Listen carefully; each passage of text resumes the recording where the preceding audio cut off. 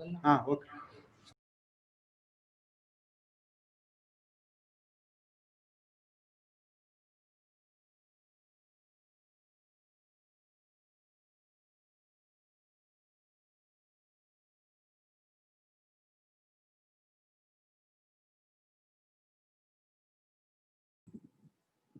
Hello, can you hear me? Hello, can anybody hear me? Hello?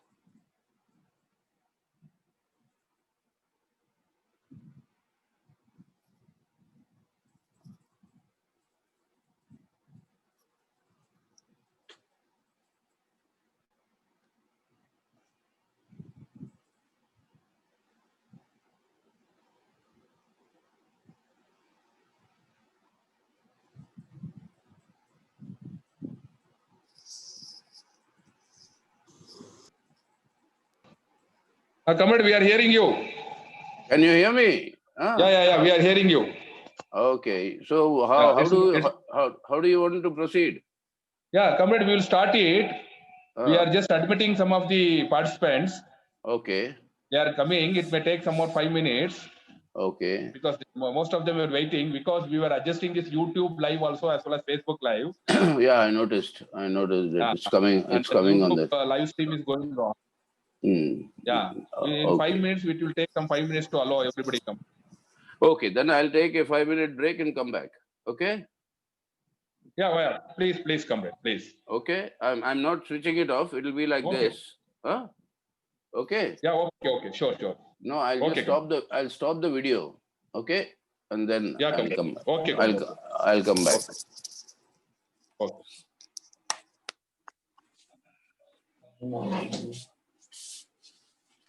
Yeah.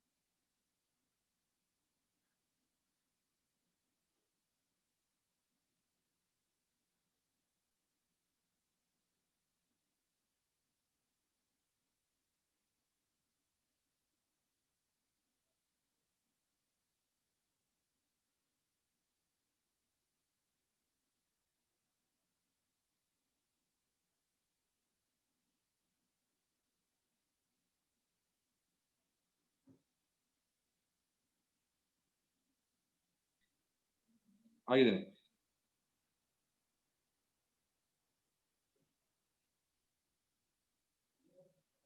Pratap, ವಿಡಿಯೋಗಳನ್ನ mute ಮಾಡ್ಬಿಡಿ ಎಲ್ಲಾರ್ದು.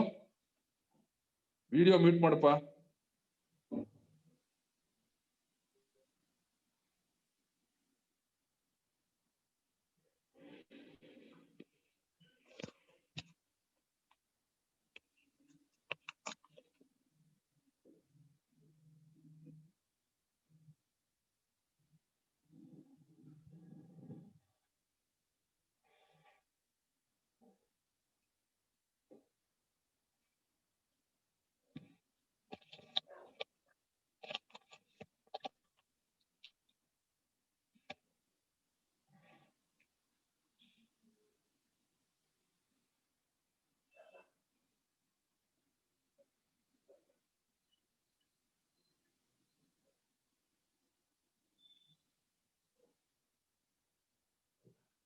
ಕಮ್ರೇಡ್ ಬಸವರಾಜ್ ಅವರೇ, ಕಮ್ರೇಡ್ ಬಸವರಾಜ್ ಅವರೇ,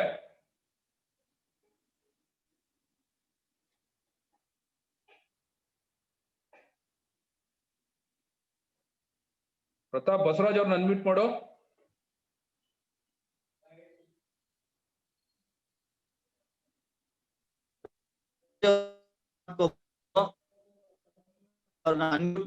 ಕೇಳಿದೀನಿ, ಅವ್ರು ಅನ್ಮ್ಯೂಟ್ ಮಾಡ್ಕೋಬಹುದು. ಹಾ, ಮಾತಾಡಿ ಉಮೇಶ್. ಹಾ ಕಮ್ರೇಡ್, ಅದೇ ಈಗ ಸೀತಾರಾಮ್ ಮಾತಾಡಿ. 5 ನಿಮಿಷ ಬ್ರೇಕ್ ತಗೊಂಡ್ ಬರ್ತೀನಿ ಅಂತ ಹೇಳಿ. ಕೇಳಿಸ್ತಾ ಇದೆಯಾ? ಹಾ, ಸೀತಾರಾಮ್ 5 ನಿಮಿಷ ಬ್ರೇಕ್ ತಗೊಂಡ್ ಬರ್ತೀನಿ ಕೇಳ್ತಾ ಅಂತ ಇದೆ. ಬರ್ತಾರೆ. Okay.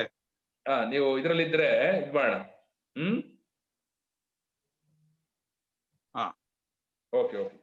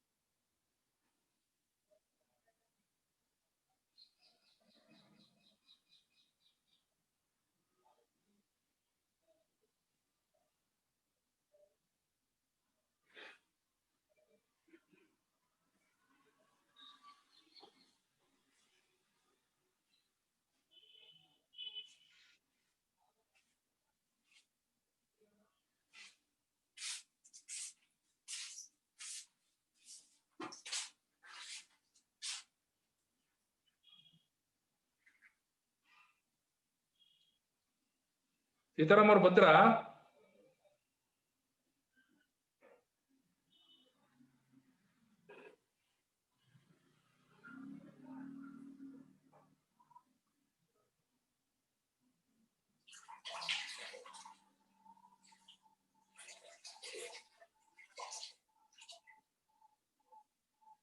Sitaram Bandra?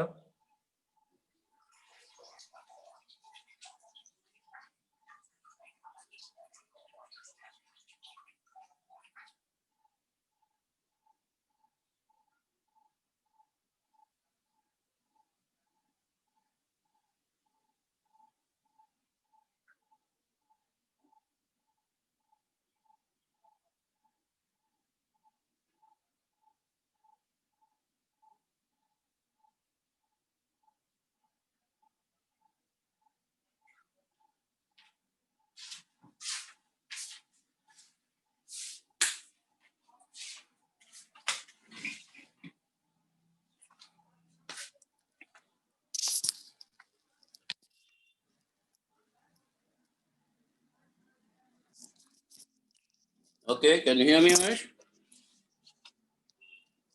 Can you hear me?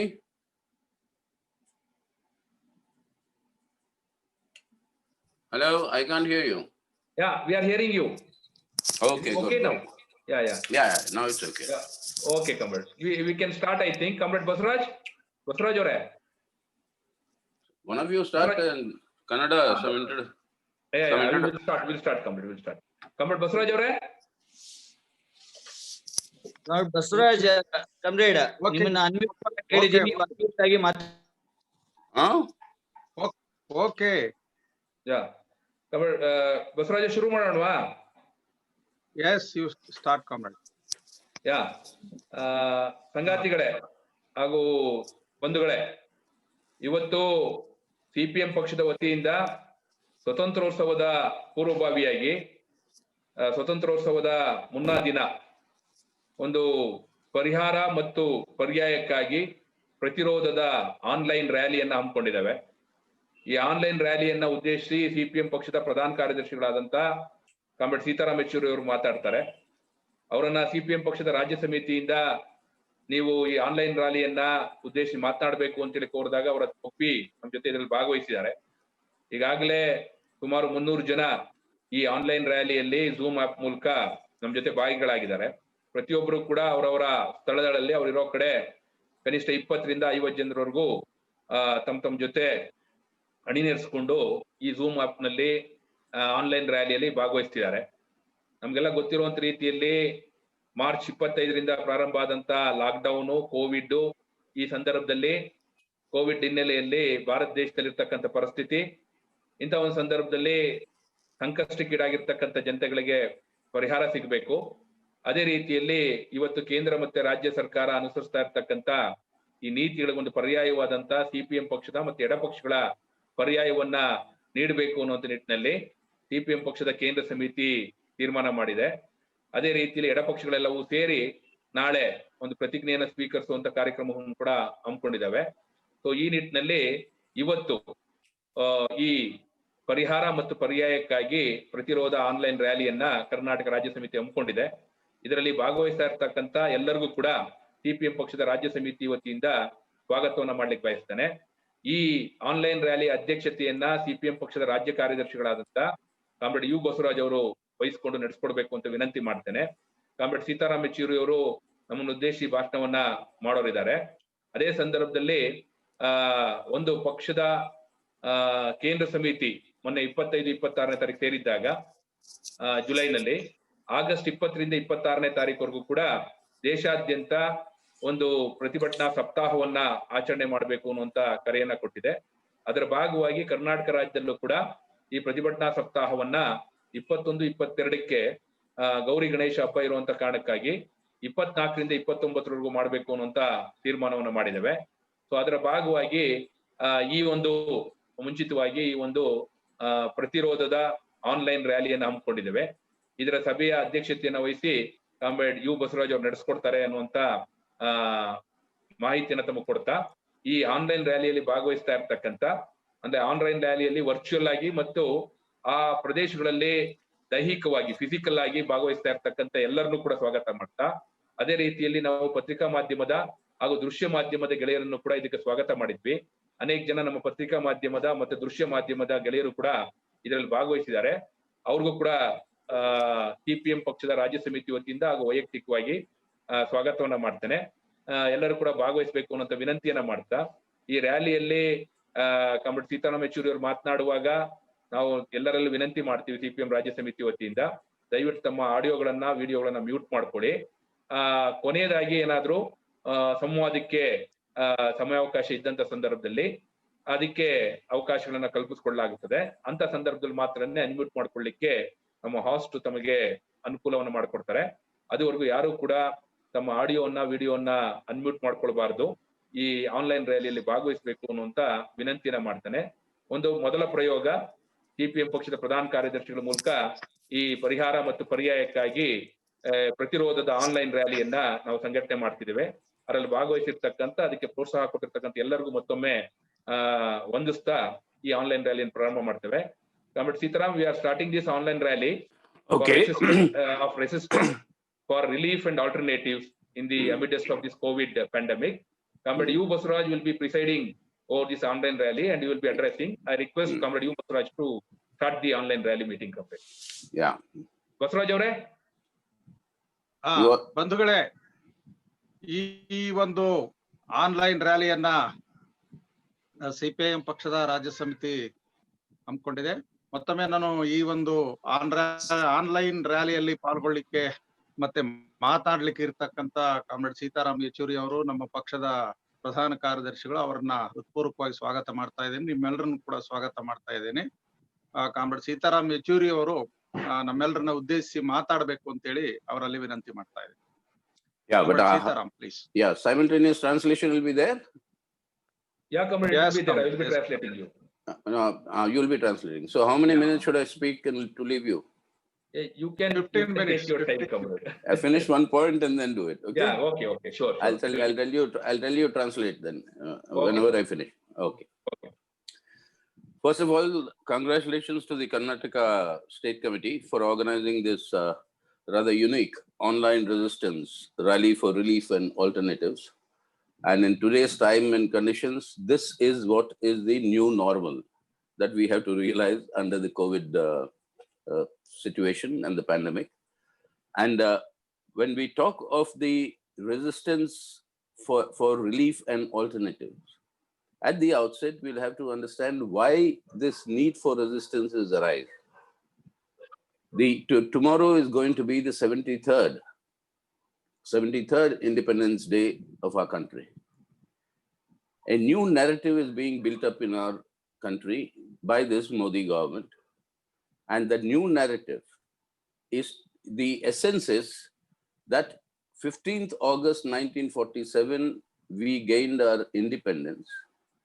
But on 5th August 2019, with the abrogation of Article 370 and 35A in Jammu and Kashmir, and 5th August 2020, with the launch of the construction of the Ram Temple at Ayodhya, we have, that is, India has, this is the BJP's, RSS and Modi's narrative, that India has gained its real freedom.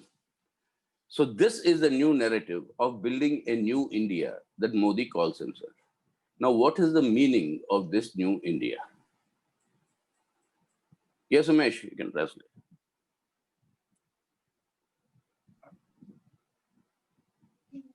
Umesh? Are you able to hear me? Umesh? Yeah, you can translate. Or shall I continue? Go on, Umesh. Please continue, comrade. Yeah, this is the new India is the conception that the RSS had ever since it was born in 1925, articulated by Savarkar in his booklet on Hindutva, then by Golwalkar in 1939 in We or Our Nationhood Defined, where the effort and the objective is that independent India must be a theocratic, rabidly intolerant, a fascistic Hindutva Rashtra according to their definition. Now, instead of this, people of India and the freedom struggle achieved and succeeded in establishing a secular democratic republic. The assassination of Mahatma Gandhi was a result of this frustration that they couldn't succeed when you had an Islamic Republic of Pakistan. Why not a Hindu Republic of Hindustan? But when a secular democratic India came about under this constitution, which was a unique constitution at that time in the colonial countries, since then the effort has been to transform this secular democratic republic into what was their political project of that Hindutva Rashtra, which, as we say in our party, CPM party program, that is a fascistic project. Now, that is the effort that is unfolding during the last 6 years. So in this situation of the pandemic, when the single-minded focus should have been in how to combat this pandemic, save people's lives, provide relief for the people so that they can survive, Instead of that, the entire concentration is on unfolding this agenda of the RSS to convert our secular democratic republic into their Hindutva Rashtra. And this is the biggest assault on the Indian constitution that is currently going on. So on the eve of independence, this is what we have to renew our pledge to defend our constitution, to defend India today.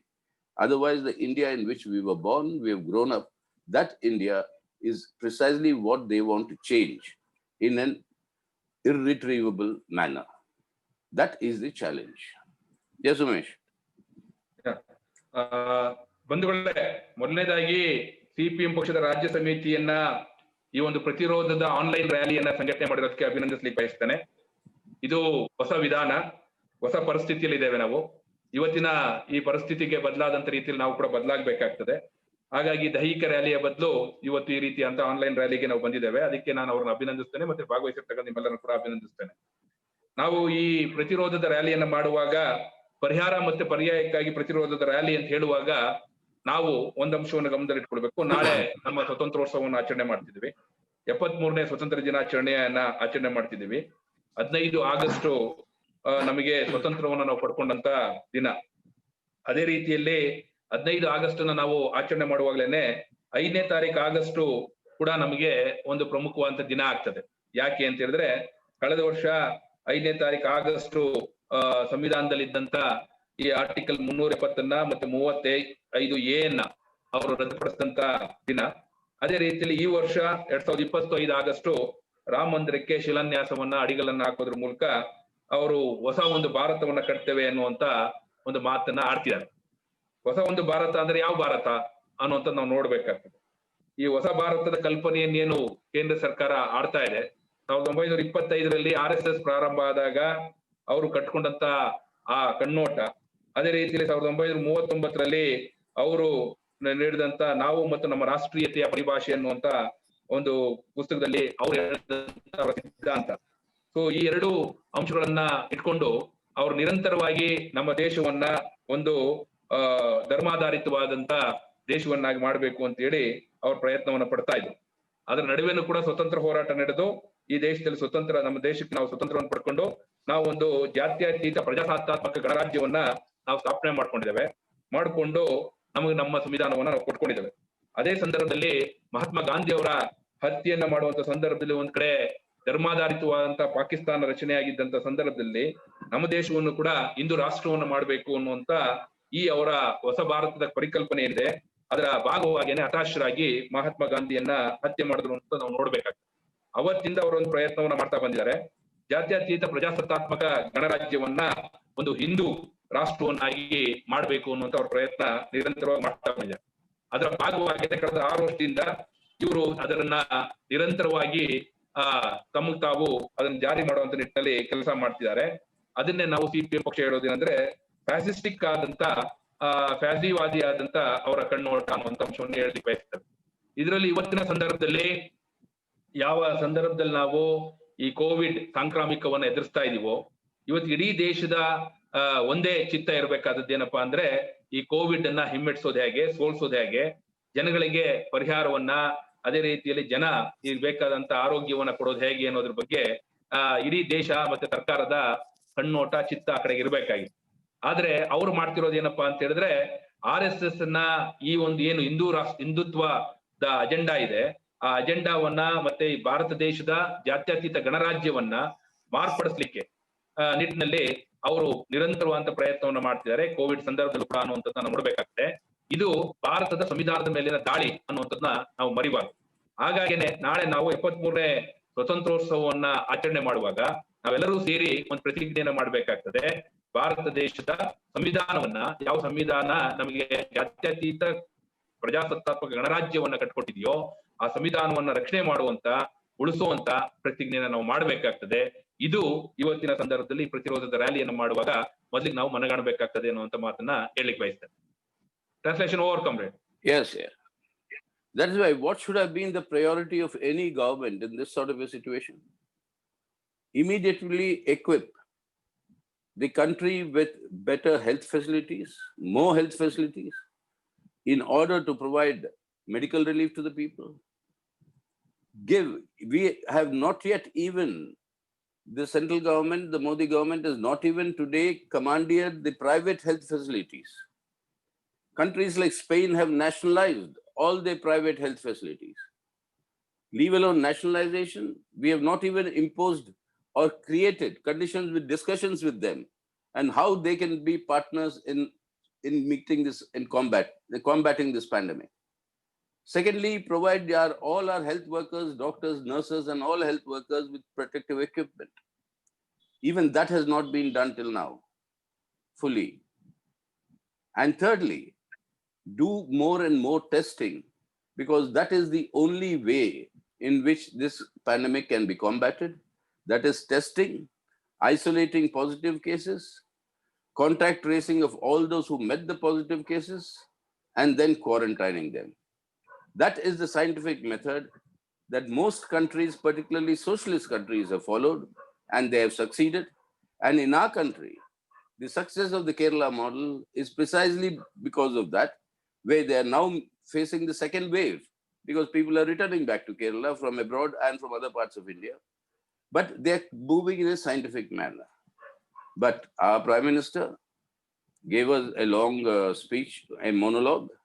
He doesn't interact. He does not even take any questions from the media. And he said, like we won, like the Mahabharata war was won in 18 days, we'll win it in 21 days. Now when? The first case in India emerged on 30th of January. Today we are on 14th of August. That is 7 months have gone by. But even today, when we have reached now more than 25, nearly 25 lakh positive cases, nearly 50,000 deaths, even now our testing is one of the lowest in the world. We are now number 3 in terms of the largest number of positive cases in the world after USA and Brazil. But more dangerously, compared to USA and Brazil, our growth rate of this infection is higher. That is, in the world, India is today the country with the highest growth rate of this COVID spreading. Even at this stage, instead of taking care on providing all these facilities, the way in which this entire pandemic combating was mishandled has created more and more problems. All of us have seen the crisis of the migrant workers. All of us have seen how there has been a total neglect of all other health issues of everybody, from cancer patients, from TB patients, from very high sugar patients, from the disabled, from pregnant women, lactating women who require timely attention.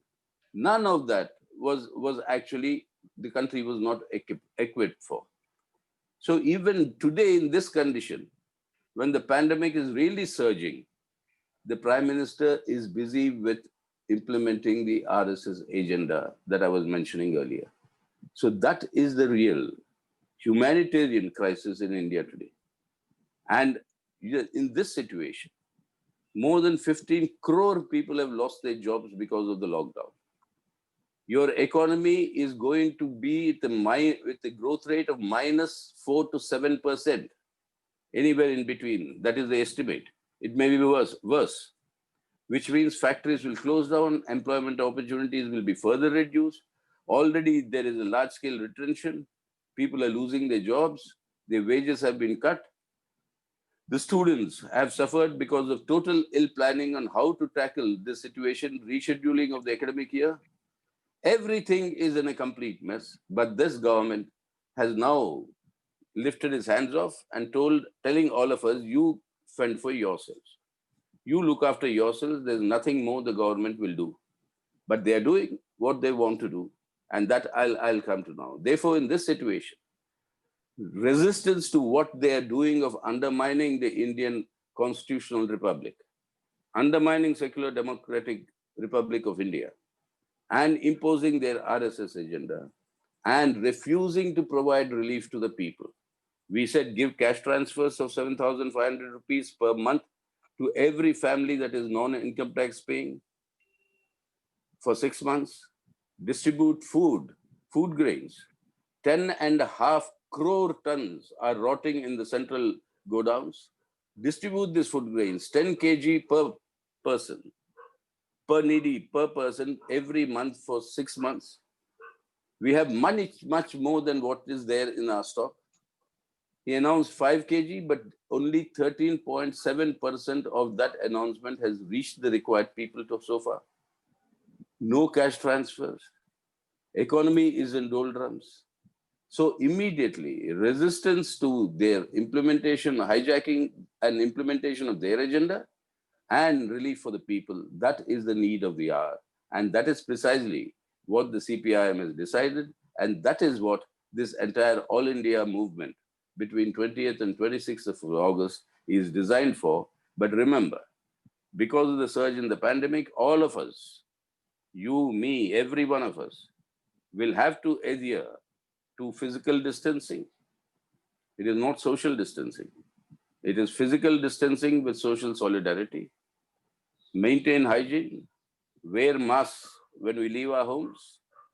And these precautions are absolutely essential because we must ensure that we'll be able to succeed in this resistance and succeed in getting relief be given to the people from this Modi government. When he says there's lack of money, what is happening? A private trust fund that he has formed with his name is collecting thousands and thousands of crores of rupees. When we say release that money to the state governments who are in the forefront of this fight against the pandemic, no, it is not done. Where is that money going? It is unaudited, unaccountable, non-transparent. So even in this pandemic situation, they continue with their policy of their own crony capitalism and looting the resources for their party use, which we all know what they're using for. I'll come to that later, for horse trading and toppling democratically elected governments. So this is the character of this government we have today. And that is what has to be resisted against. And that is when pressure must be put to bring relief to the people. Yes, Umesh. ಒಂದು ಈ ಸರ್ಕಾರ ಇಂಥ ಒಂದು ಸಂದರ್ಭದಲ್ಲಿ ಅದರ ಆದ್ಯತೆ ಏನು ಅನ್ನೋಂತ ನಾವು ನೋಡ್ಬೇಕಾಗ್ತದೆ. ಇವತ್ತು ಈ ಕೋವಿಡ್-19 ಸಾಂಕ್ರಾಮಿಕ ಹರಡ್ತಾ ಇರುವಂತ ಸಂದರ್ಭದಲ್ಲಿ ಭಾರತ ದೇಶದಲ್ಲಿ ಆರೋಗ್ಯ ಸೌಲಭ್ಯಗಳನ್ನ ಉತ್ತಮಪಡಿಸಲಿಕ್ಕೆ ಇಡೀ ದೇಶವನ್ನ ಸನ್ನದ್ಧ ಮಾಡಬೇಕಾಯ್ತು. ಅದೇ ರೀತಿಯಲ್ಲಿ ಖಾಸಗಿ ಆಸ್ಪತ್ರೆಗಳ ಮೇಲೆ ತಮ್ಮ ಹಿಡಿತವನ್ನ ಸಾಧಿಸಬೇಕಾಯ್ತು. ಸ್ಪೇನ್ ಅಂತ ದೇಶದಲ್ಲಿ ಇವತ್ತು ಖಾಸಗಿ ಆರೋಗ್ಯ ವಲಯವನ್ನ ಪೂರ್ಣವಾಗಿ ಅವರು ರಾಷ್ಟ್ರೀಕರಣ ಮಾಡಿದ್ದಾರೆ ಇದನ್ನ ಎದುರಿಸಲಿಕ್ಕಾಗಿ. ಆದ್ರೆ ಭಾರತ ದೇಶದಲ್ಲಿ ರಾಷ್ಟ್ರೀಕರಣ ಮಾಡೋದ್ ಬಿಡಿ, ಅವರೊಂದಿಗೆ ಪ್ರಧಾನ ಮಂತ್ರಿ ಮಾತಾಡ್ಲಿಕ್ಕೂ ತಯಾರಿಲ್ಲ, ಸರ್ಕಾರವು ಮಾತಾಡ್ತಾ ಇಲ್ಲ ಅನ್ನೋಂತ ನಾವು ನೋಡ್ತಾ ಇದ್ವಿ. ಸೊ ಇಂಥ ಒಂದು ಸಂದರ್ಭದ ಒಂದು ಅಂಶ ನಮ್ಗಿರುವಾಗಲೇ ಎರಡನೇ ಅಂಶ ಏನು, ಇವತ್ತು ಕೋವಿಡ್-19 ಎದುರಿಸಲಿಕ್ಕೆ ಇಡೀ ದೇಶದಲ್ಲಿ ಕಾಣಿಸ್ತಾ ಇರ್ತಕ್ಕಂಥ ನಮ್ಮ ವೈದ್ಯರಿರ್ಬೋದು, ನರ್ಸ್ಗಳಿರ್ಬೋದು, ಅದೇ ರೀತಿ ಈ ಆರೋಗ್ಯ ಕಾರ್ಯಕರ್ತರಿರ್ಬೋದು, ಅವ್ರಿಗೆ ಅಗತ್ಯ ಇರ್ತಕ್ಕಂಥ ಏನು ಎಕ್ವಿಪ್ಮೆಂಟ್ ಗಳನ್ನ, ಸಲಕರಣೆಗಳನ್ನ ಕೂಡ ಕೊಡೋದಕ್ಕೆ, ಸೌಲಭ್ಯಗಳನ್ನು ಕೊಡ್ಲಿಕ್ಕೂ ಕೂಡ ಆಗ್ತಾ ಇಲ್ಲ ಅನ್ನುವಂತ ಅಂಶ ನೋಡ್ಬೇಕಾಗ್ತದೆ. ಇನ್ನು ಮೂರನೇ ಅಂಶ ಮಾಡ್ಬೇಕಾದದ್ದು ಏನು ಅಂದ್ರೆ, ಇವತ್ತು ವ್ಯಾಪಕವಾದಂತ ಪರೀಕ್ಷೆಗಳನ್ನ ನಡೆಸಬೇಕಾಗಿತ್ತು ಜನರಲ್ಲಿ ಕೋವಿಡ್ ನ ಸೋಂಕಿದೆಯಾ ಇಲ್ವಾ ಅಂತ ಹೇಳಿ. ಅದೇ ರೀತಿಯಲ್ಲಿ ಆ ರೀತಿ ಸೋಂಕಿತರಾದಂತವ್ರನ್ನ ಪ್ರತ್ಯೇಕಗೊಳಿಸಬೇಕಾಗಿತ್ತು. ಪ್ರತ್ಯೇಕಗೊಳಿಸೋದ್ರ ಜೊತೆಗೆ ಅವ್ರಿಗಿದ್ದಂತ ಸಂಪರ್ಕವನ್ನು ಕೂಡ ನಾವು ದೃಢಪಡಿಸ್ಕೊಳ್ಬೇಕಾಗಿತ್ತು. ಅದೇ ರೀತಿಯಲ್ಲಿ ಅವ್ರನ್ನ ಆ ರೀತಿ ಇದ್ದಂತವ್ರನ್ನ ಕ್ವಾರಂಟೈನ್ ಮಾಡುವಂತ ಕೆಲಸವನ್ನು ಮಾಡ್ಬೇಕಾಗಿತ್ತು. ಆದ್ರೆ ಇದು ಯಾವುದನ್ನು ಕೂಡ ಸಮರ್ಪಕವಾಗಲಿ ಸಮರ್ಥವಾಗಲಿ ಮಾಡ್ತಾ ಇಲ್ಲ ಅನ್ನೋಂತ ನೋಡ್ತೀವಿ. ಯಾವುದನ್ನ ಸಮಾಜವಾದಿ ದೇಶಗಳು ಜಗತ್ತಲ್ಲಿ ಅತ್ಯಂತ ಪರಿಣಾಮಕಾರಿಯಾಗಿ ಮಾಡಿದಾವೋ, ಯಾವುದನ್ನ ನಮ್ಮ ದೇಶದಲ್ಲೂ ಕೂಡ ಕೇರಳದಂತ ಸಣ್ಣ ರಾಜ್ಯ ತನ್ನದೇ ಆದಂತ ವಿಧಾನದಲ್ಲಿ ವೈಜ್ಞಾನಿಕವಾಗಿ ಅದನ್ನ ಮಾಡಿದ್ಯೋ, ಈಗ ಎರಡನೇ ಹಂತದ ಅಲೆ ಬಂದಿದೆ. ಕೇರಳದಿಂದ ಹೊರ ಇದ್ದಂತ ಜನ ಕೇರಳಕ್ಕೆ ವಾಪಸ್ ಬರ್ತಿರುವಂತ ಸಂದರ್ಭದಲ್ಲಿ ಈ ಎರಡನೇ ಅಲೆಯಲ್ಲಿ ಅಲ್ಲಿಯೂ ಕೂಡ ಸೋಂಕಿತರ ಸಂಖ್ಯೆ ಹೆಚ್ಚಾಗ್ತಿದೆ ಅನ್ನೋದನ್ನ ನೋಡ್ತಿದ್ವಿ.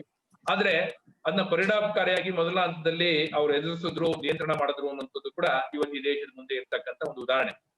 ಸೊ ಇಂಥ ಒಂದು ಸಂದರ್ಭದಲ್ಲಿ ಪ್ರಧಾನಮಂತ್ರಿಗಳು ಏನ್ ಮಾಡ್ತಿದ್ದಾರೆ, ಪ್ರಧಾನಮಂತ್ರಿಗಳು ಏಕಪಕ್ಷೀಯವಾಗಿ ತಮ್ಮ ಮಾತುಗಳನ್ನ ಆಡ್ತಾ ಹೋಗ್ತಾರೆ. ಕನಿಷ್ಠ ಅವರು ಪತ್ರಿಕೆಯವ್ರ ಜೊತೆನೂ ಕೂಡ ಅವ್ರ ಸಂವಾದವನ್ನಾಗ್ಲಿ ಮಾತುಕತೆಯನ್ನಾಗ್ಲಿ ಮಾಡ್ಲಿಕ್ಕೆ ತಯಾರಿಲ್ಲ. ಅವ್ರು ಹೇಳ್ತಾ ಹೋಗ್ತಾರೆ, ನಾವು ಕೇಳ್ತಾ ಹೋಗ್ಬೇಕು ಅನ್ನುವಂತ ಪರಿಸ್ಥಿತಿ ನಿರ್ಮಾಣ ಮಾಡಿದ್ದಾರೆ. ಸೊ ಈ ರೀತಿ ಇರುವಂತ ಸಂದರ್ಭದಲ್ಲಿ ನಾವು ಗಮನಿಸಬೇಕಾದಂತ ಅಂಶ ಏನು ಅಂತ ಹೇಳಿದ್ರೆ, ಭಾರತ ದೇಶದಲ್ಲಿ ಮೊಟ್ಟ ಮೊದಲ ಸೋಂಕು ನಮಗೆ ಕಂಡು ಬಂದದ್ದು ಜನವರಿ 30ನೇ ತಾರೀಕು. ಇವತ್ತು ನಾವು ಆಗಸ್ಟ್ 14ನೇ ತಾರೀಕಲ್ಲಿ ಇದ್ದೀವಿ. ಸುಮಾರು 7 ತಿಂಗಳು ಮುಗ್ದೋಗಿದೆ. 7 ತಿಂಗಳು ಮುಗ್ದೋಗಿರುವಂತ ಸಂದರ್ಭದಲ್ಲಿ 25 ಲಕ್ಷಗಳಿಗೆ ಸೋಂಕಿತರ ಸಂಖ್ಯೆ ಹೆಚ್ಚಾಗಿದೆ. 50,000ಕ್ಕೂ ಹೆಚ್ಚು ಇವತ್ತು ಸಾವುಗಳು ಸಂಭವಿಸಿದವೆ. ಇಡೀ ಜಗತ್ತಲ್ಲಿ ಅತ್ಯಂತ ಕಡಿಮೆ ಪರೀಕ್ಷೆ ಮಾಡ್ತಕ್ಕಂತ ಮಾಡಿರುವಂತದ್ದು ನಮ್ಮ ದೇಶದಲ್ಲಿ ಅನ್ನುವಂಥದ್ದನ್ನ ನಾವು ನೋಡ್ಬೇಕಾಗ್ತದೆ. ಇಡೀ ಜಗತ್ತಲ್ಲಿ ಈ ಕೋವಿಡ್ ಸೋಂಕಿತರ ಪಾಸಿಟಿವ್ ಪ್ರಕರಣಗಳು ಹೆಚ್ಚಿರ್ತಕ್ಕಂಥ 3ನೇ ಅತಿ ದೊಡ್ಡ ರಾಷ್ಟ್ರವಾಗಿ ನಮ್ಮ ಮುಂದಿದೆ ಇದೆ. ಸೊ ಈ ರೀತಿ ಇರೋದ್ರ ಜೊತೆಗೆ ಇವತ್ತು ಕೋವಿಡ್ ಸೋಂಕಿನ ಏರಿಕೆ ಪ್ರಮಾಣವೂ ಕೂಡ ಜಗತ್ತಲ್ಲೇನೆ ಬಹಳ ದೊಡ್ಡ ಪ್ರಮಾಣದಲ್ಲಿ ನಮ್ಮ ದೇಶದಲ್ಲಿ ಇದೆ ಅನ್ನುವಂತ ನೋಡ್ತಿದ್ವಿ. ಹಾಗಾಗಿ ಈ ಸಾಂಕ್ರಾಮಿಕ ಹಬ್ತಾ ಇದೆ, ಪ್ರಸರಣ ಆಗ್ತಾ ಇದೆ. ಅದನ್ನ ನಿಯಂತ್ರಣ ಮಾಡ್ಲಿಕ್ಕೆ, ಅದರಿಂದ ಜನರನ್ನ ರಕ್ಷಣೆ ಮಾಡ್ಲಿಕ್ಕೆ ವಹಿಸಬೇಕಾದಂತ ಆರೈಕೆ ಆಗ್ಲಿ, ಸೌಲಭ್ಯಗಳನ್ನಾಗ್ಲಿ ಕೊಡೋದ್ರ ಕಡೆಗೆ ಈ ಸರ್ಕಾರ ಹೋಗ್ಲಿಲ್ಲ. ಬದಲಾಗಿ ಮಾಡದ್ದೇನು, ಎಲ್ಲವನ್ನು ಪರಿಹಾರ ಮಾಡ್ಬೇಕಾದಂತ ಜನ ಅವರು ಪರಿಹಾರದ ಬದಲಾಗಿ ಸಮಸ್ಯೆಗಳನ್ನು ಸೃಷ್ಟಿ ಮಾಡ್ತಾ ಹೋದ್ರು.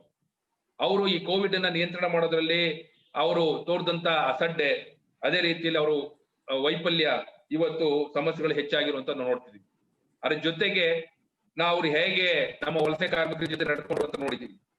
ಅದೇ ರೀತಿಯಲ್ಲಿ ಈ ಅನಾರೋಗ್ಯಕ್ಕೆ ಒಳಗಾಗಿರ್ತಕ್ಕಂಥ ಜನ ಇದ್ದಾರೆ. ಕೋವಿಡ್ ಮಾತ್ರ ಅಲ್ಲ, ಅನೇಕ ಜನ ಕ್ಯಾನ್ಸರ್ ಇಂದ, ಡಯಾಬಿಟಿಸ್ ಇಂದ, ಅದೇ ರೀತಿ ಬೇರೆ ಬೇರೆ ರೀತಿಯಾದಂತ ಅನಾರೋಗ್ಯದ ಸಮಸ್ಯೆಯಿಂದ ಬಳಲ್ತಾ ಇದ್ದಾರೆ. ಅವ್ರಿಗೆ ಯಾವುದೇ ರೀತಿಯಾದಂತ ಚಿಕಿತ್ಸೆ ಸಿಗ್ಲಿಲ್ಲ ಅನ್ನುವಂಥದ್ದು ಕೂಡ ನೋಡ್ತಿದ್ವಿ. ಈಗಲೂ ಕೂಡ ಸಮರ್ಪಕವಾಗಿ ಸಿಗ್ತಾ ಇಲ್ಲ ಅನ್ನೋದು. ಹಾಗಾಗಿ ಒಂದ್ ಕಡೆ ಕೋವಿಡ್ ನಿಂದ ಈ ದೇಶದ ಜನ, ನಮ್ಮ ಜನ ಇವತ್ತು ಬಾಧಿತರಾಗಿರುವಾಗ್ಲೇನೆ ಇನ್ನೊಂದ್ ಕಡೆ ಕೋವಿಡ್ ಏತರ ಕಾಯಿಲೆಗಳಿಗೂ ಕೂಡ ಅವರು ಬಾಧಿತರಾಗಿದ್ದಾರೆ ಅನ್ನೋದು. ಆದ್ರೆ ಇಂಥ ಒಂದು ಸಂದರ್ಭದಲ್ಲಿ ಪ್ರಧಾನ ಮಂತ್ರಿಗಳು ಏನ್ ಮಾಡ್ತಿದ್ದಾರೆ ಅನ್ನೋಂಥದ್ದು ನಾವೇನಾದ್ರು ಕೇಳಿದ್ರೆ, ನೋಡಿದ್ರೆ ಪ್ರಧಾನ ಮಂತ್ರಿಗಳು ಅದೇ ಆ RSS ಅಜೆಂಡಾವನ್ನ ಜಾರಿ ಮಾಡೋದ್ರಲ್ಲಿ ಪೂರ್ಣವಾಗಿ ಭಗ್ನರಾಗಿದ್ದಾರೆ, ತಲ್ಲೂನರಾಗಿದ್ದಾರೆ ಅನ್ನೋಂಥ ನೋಡ್ತೀವಿ. ಸೊ ಇದನ್ನೇ ನಾವು ಹೇಳುವಂಥದ್ದು, CPM ಪಕ್ಷ ಅತ್ಯಂತ ದೊಡ್ಡ ಮಾನವೀಯ ದುರಂತವನ್ನ ಭಾರತ ದೇಶ ಎದುರಿಸ್ತಾ ಇದೆ. ಇವತ್ತು ನಿರುದ್ಯೋಗ ಪ್ರಮಾಣ ದೊಡ್ಡ ಪ್ರಮಾಣದಲ್ಲಿ ಹೆಚ್ಚಾಗಿದೆ. ನಮ್ಮ ದೇಶದ GDP ಇವತ್ತು ನಕಾರಾತ್ಮಕವಾಗಿ 4ರಿಂದ 5% ನೆಗೆಟಿವ್ ಆಗ್ತದೆ, ಮೈನಸ್ ಆಗ್ತದೆ ಅನ್ನುವಂಥದ್ದನ್ನ ಒಂದು ನಿರೀಕ್ಷೆ ಮಾಡ್ತಿದ್ದಾರೆ. ಇನ್ನೂ ಜಾಸ್ತಿ ಕುಸಿಬಹುದು ಅದು ಅನ್ನುವಂಥದ್ದು ಕೂಡ ಇವತ್ತು ಅಂದಾಜುಗಳನ್ನ ಕೂಡ ಮಾಡ್ತಿರುವಂತದ್ದು ನಾವು ನೋಡ್ತೀವಿ. ಇವತ್ತು ಕಾರ್ಖಾನೆಗಳಲ್ಲಿ ಕೆಲಸ ಇಲ್ಲ, ಕೆಲಸ ಮಾಡಿದಂತವ್ರು ಸಂಬಳ ಇಲ್ಲ ಅನ್ನುವಂಥದ್ದು ನಾವು ನೋಡ್ತಿದ್ವಿ. ದೊಡ್ಡ ಪ್ರಮಾಣದಲ್ಲಿ ಲೇ ಆಫ್, ರಿಟ್ರೆಂಚ್ಮೆಂಟ್ ಆಗ್ತಿದಾವೆ, ಕ್ಲೋಷರ್ಗಳು ಆಗ್ತಿದಾವೆ ಅನ್ನೋದನ್ನ ನೋಡ್ತಿದ್ವಿ. ಇಂಥ ಒಂದು ಮತ್ತೆ ಶಿಕ್ಷಣ ಇಲ್ಲ, ಶಿಕ್ಷಣಕ್ಕೆ ಇವತ್ತು ವಿದ್ಯಾರ್ಥಿಗಳು ಹೇಗೆಲ್ಲ ತೊಂದರೆಗಳು ಅನುಭವಿಸ್ತಿದ್ದಾರೆ ಅನ್ನೋದನ್ನ ನೋಡ್ತಿದ್ವಿ. ಇಂಥ ಒಂದು ಸಂದರ್ಭದಲ್ಲಿ ಇದಕ್ಕೆಲ್ಲ ಪರಿಹಾರವನ್ನ ಕಂಡುಕೊಳ್ಬೇಕಾಗಿದ್ದಂತ ಸರ್ಕಾರ ಏನ್ ಮಾಡಿದ್ಯಪ್ಪ ಅಂದ್ರೆ ತನ್ನ ಕೈಯನ್ನ ಎತ್ತುಬಿಟ್ಟಿದೆ, ಚೆಲ್ಬಿಟ್ಟು ಕೂತಿದೆ. ಇವತ್ತು ಏನಾದ್ರೂ ಆದ್ರೂನು ಜನ ನಿಮ್ಮನ್ನ ನೀವು ನೋಡ್ಕೊಳ್ಬೇಕು ಅನ್ನೋ ರೀತಿಯಲ್ಲಿ ಜನಗಳಿಗೆ ಅವರ ಭವಿಷ್ಯವನ್ನ ಅವ್ರ ಕೈಯಲ್ಲಿ ಕೊಟ್ಬಿಟ್ಟು ನಿಂತಿದ್ದಾರೆ. ಸರ್ಕಾರ ಏನು ಮಾಡ್ತಿಲ್ಲ ಅನ್ನೋದು ನೋಡ್ತೀವಿ. ಸೊ ಈ ಸಂದರ್ಭದಲ್ಲಿ ನಾವು ಈ ಸರ್ಕಾರದ ನೀತಿಗಳಿಗೆ ಪ್ರತಿರೋಧವನ್ನು ಒಡ್ಡೋದು ಅಂತ ಹೇಳಿದ್ರೆ, ಅವರು ಯಾವ ಸಂವಿಧಾನದ ತತ್ವಗಳನ್ನ ಆದರ್ಶ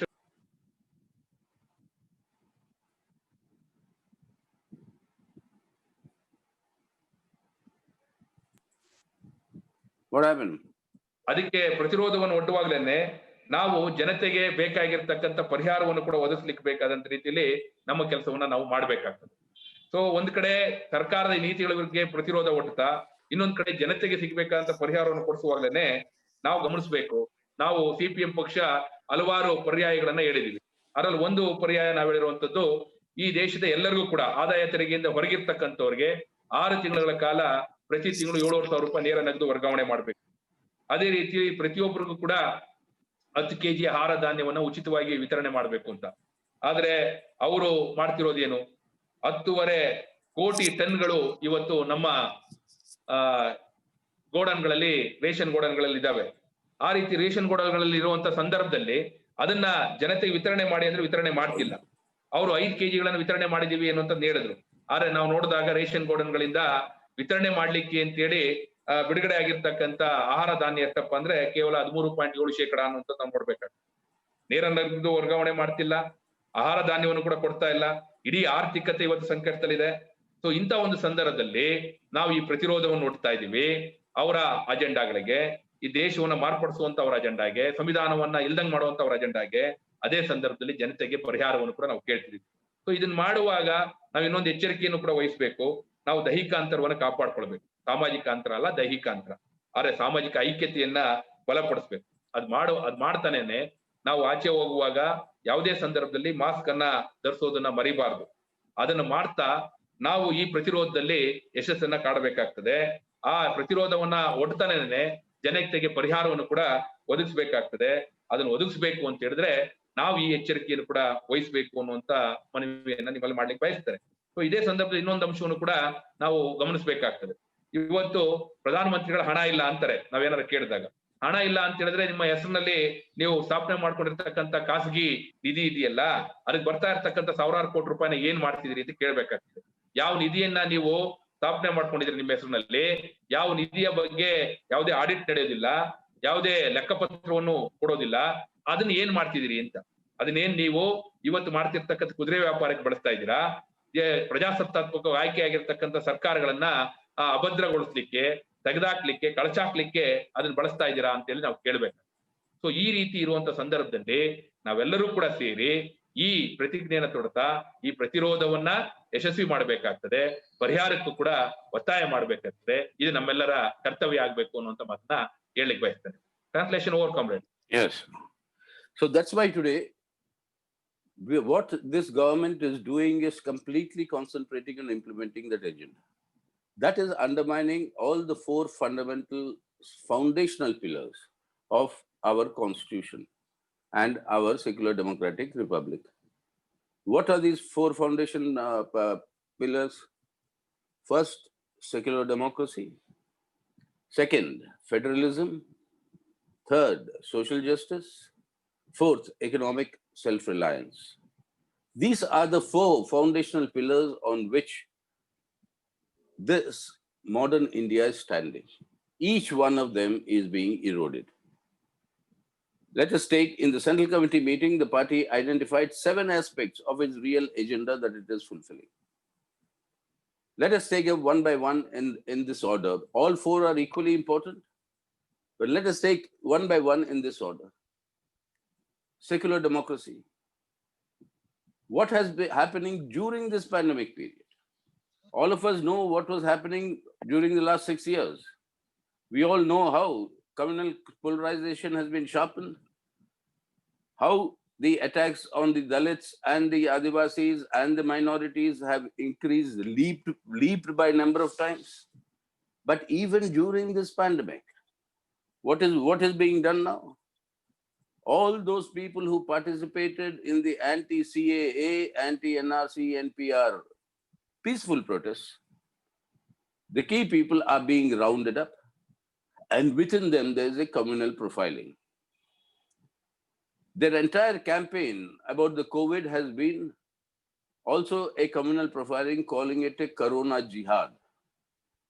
And now, when it is being shown in the places where it is spreading the fastest are the places where, despite the warning, global warning, Modi went ahead and organized that Namaste Trump event in Ahmedabad.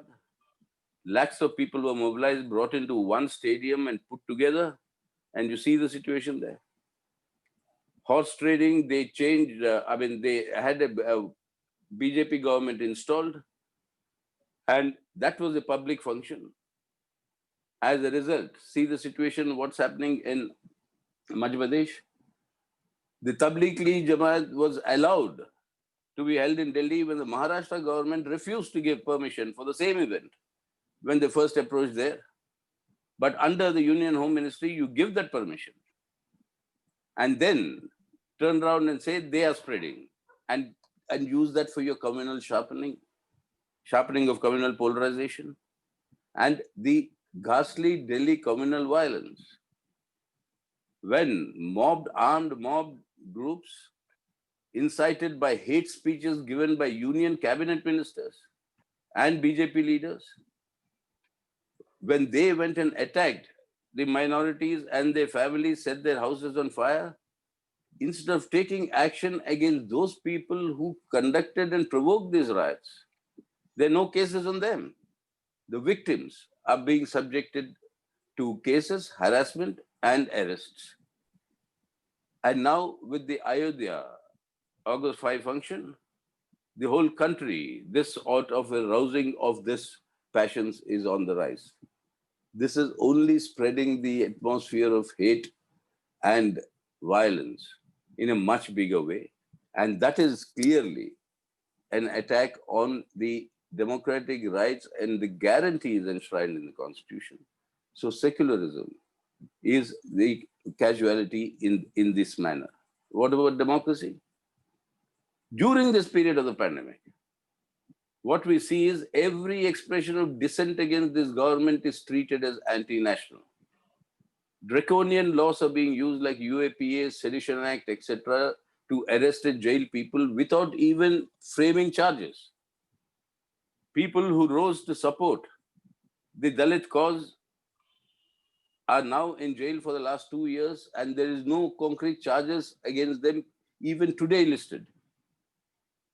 And therefore, any dissent, any expression of opposition to this government is met with a very, very severe authoritarian onslaught. And it is this onslaught that defines this attack on human rights, democratic rights, and civil liberties. And this is growing in a completely unregulated, rapid manner. And you've seen how the Uttar Pradesh government, communal profiling, targeting, and imposing fines like the British used to do, saying that the Muslims are the ones destroying public property and therefore impose fines. If we don't impose fines, you're jailed.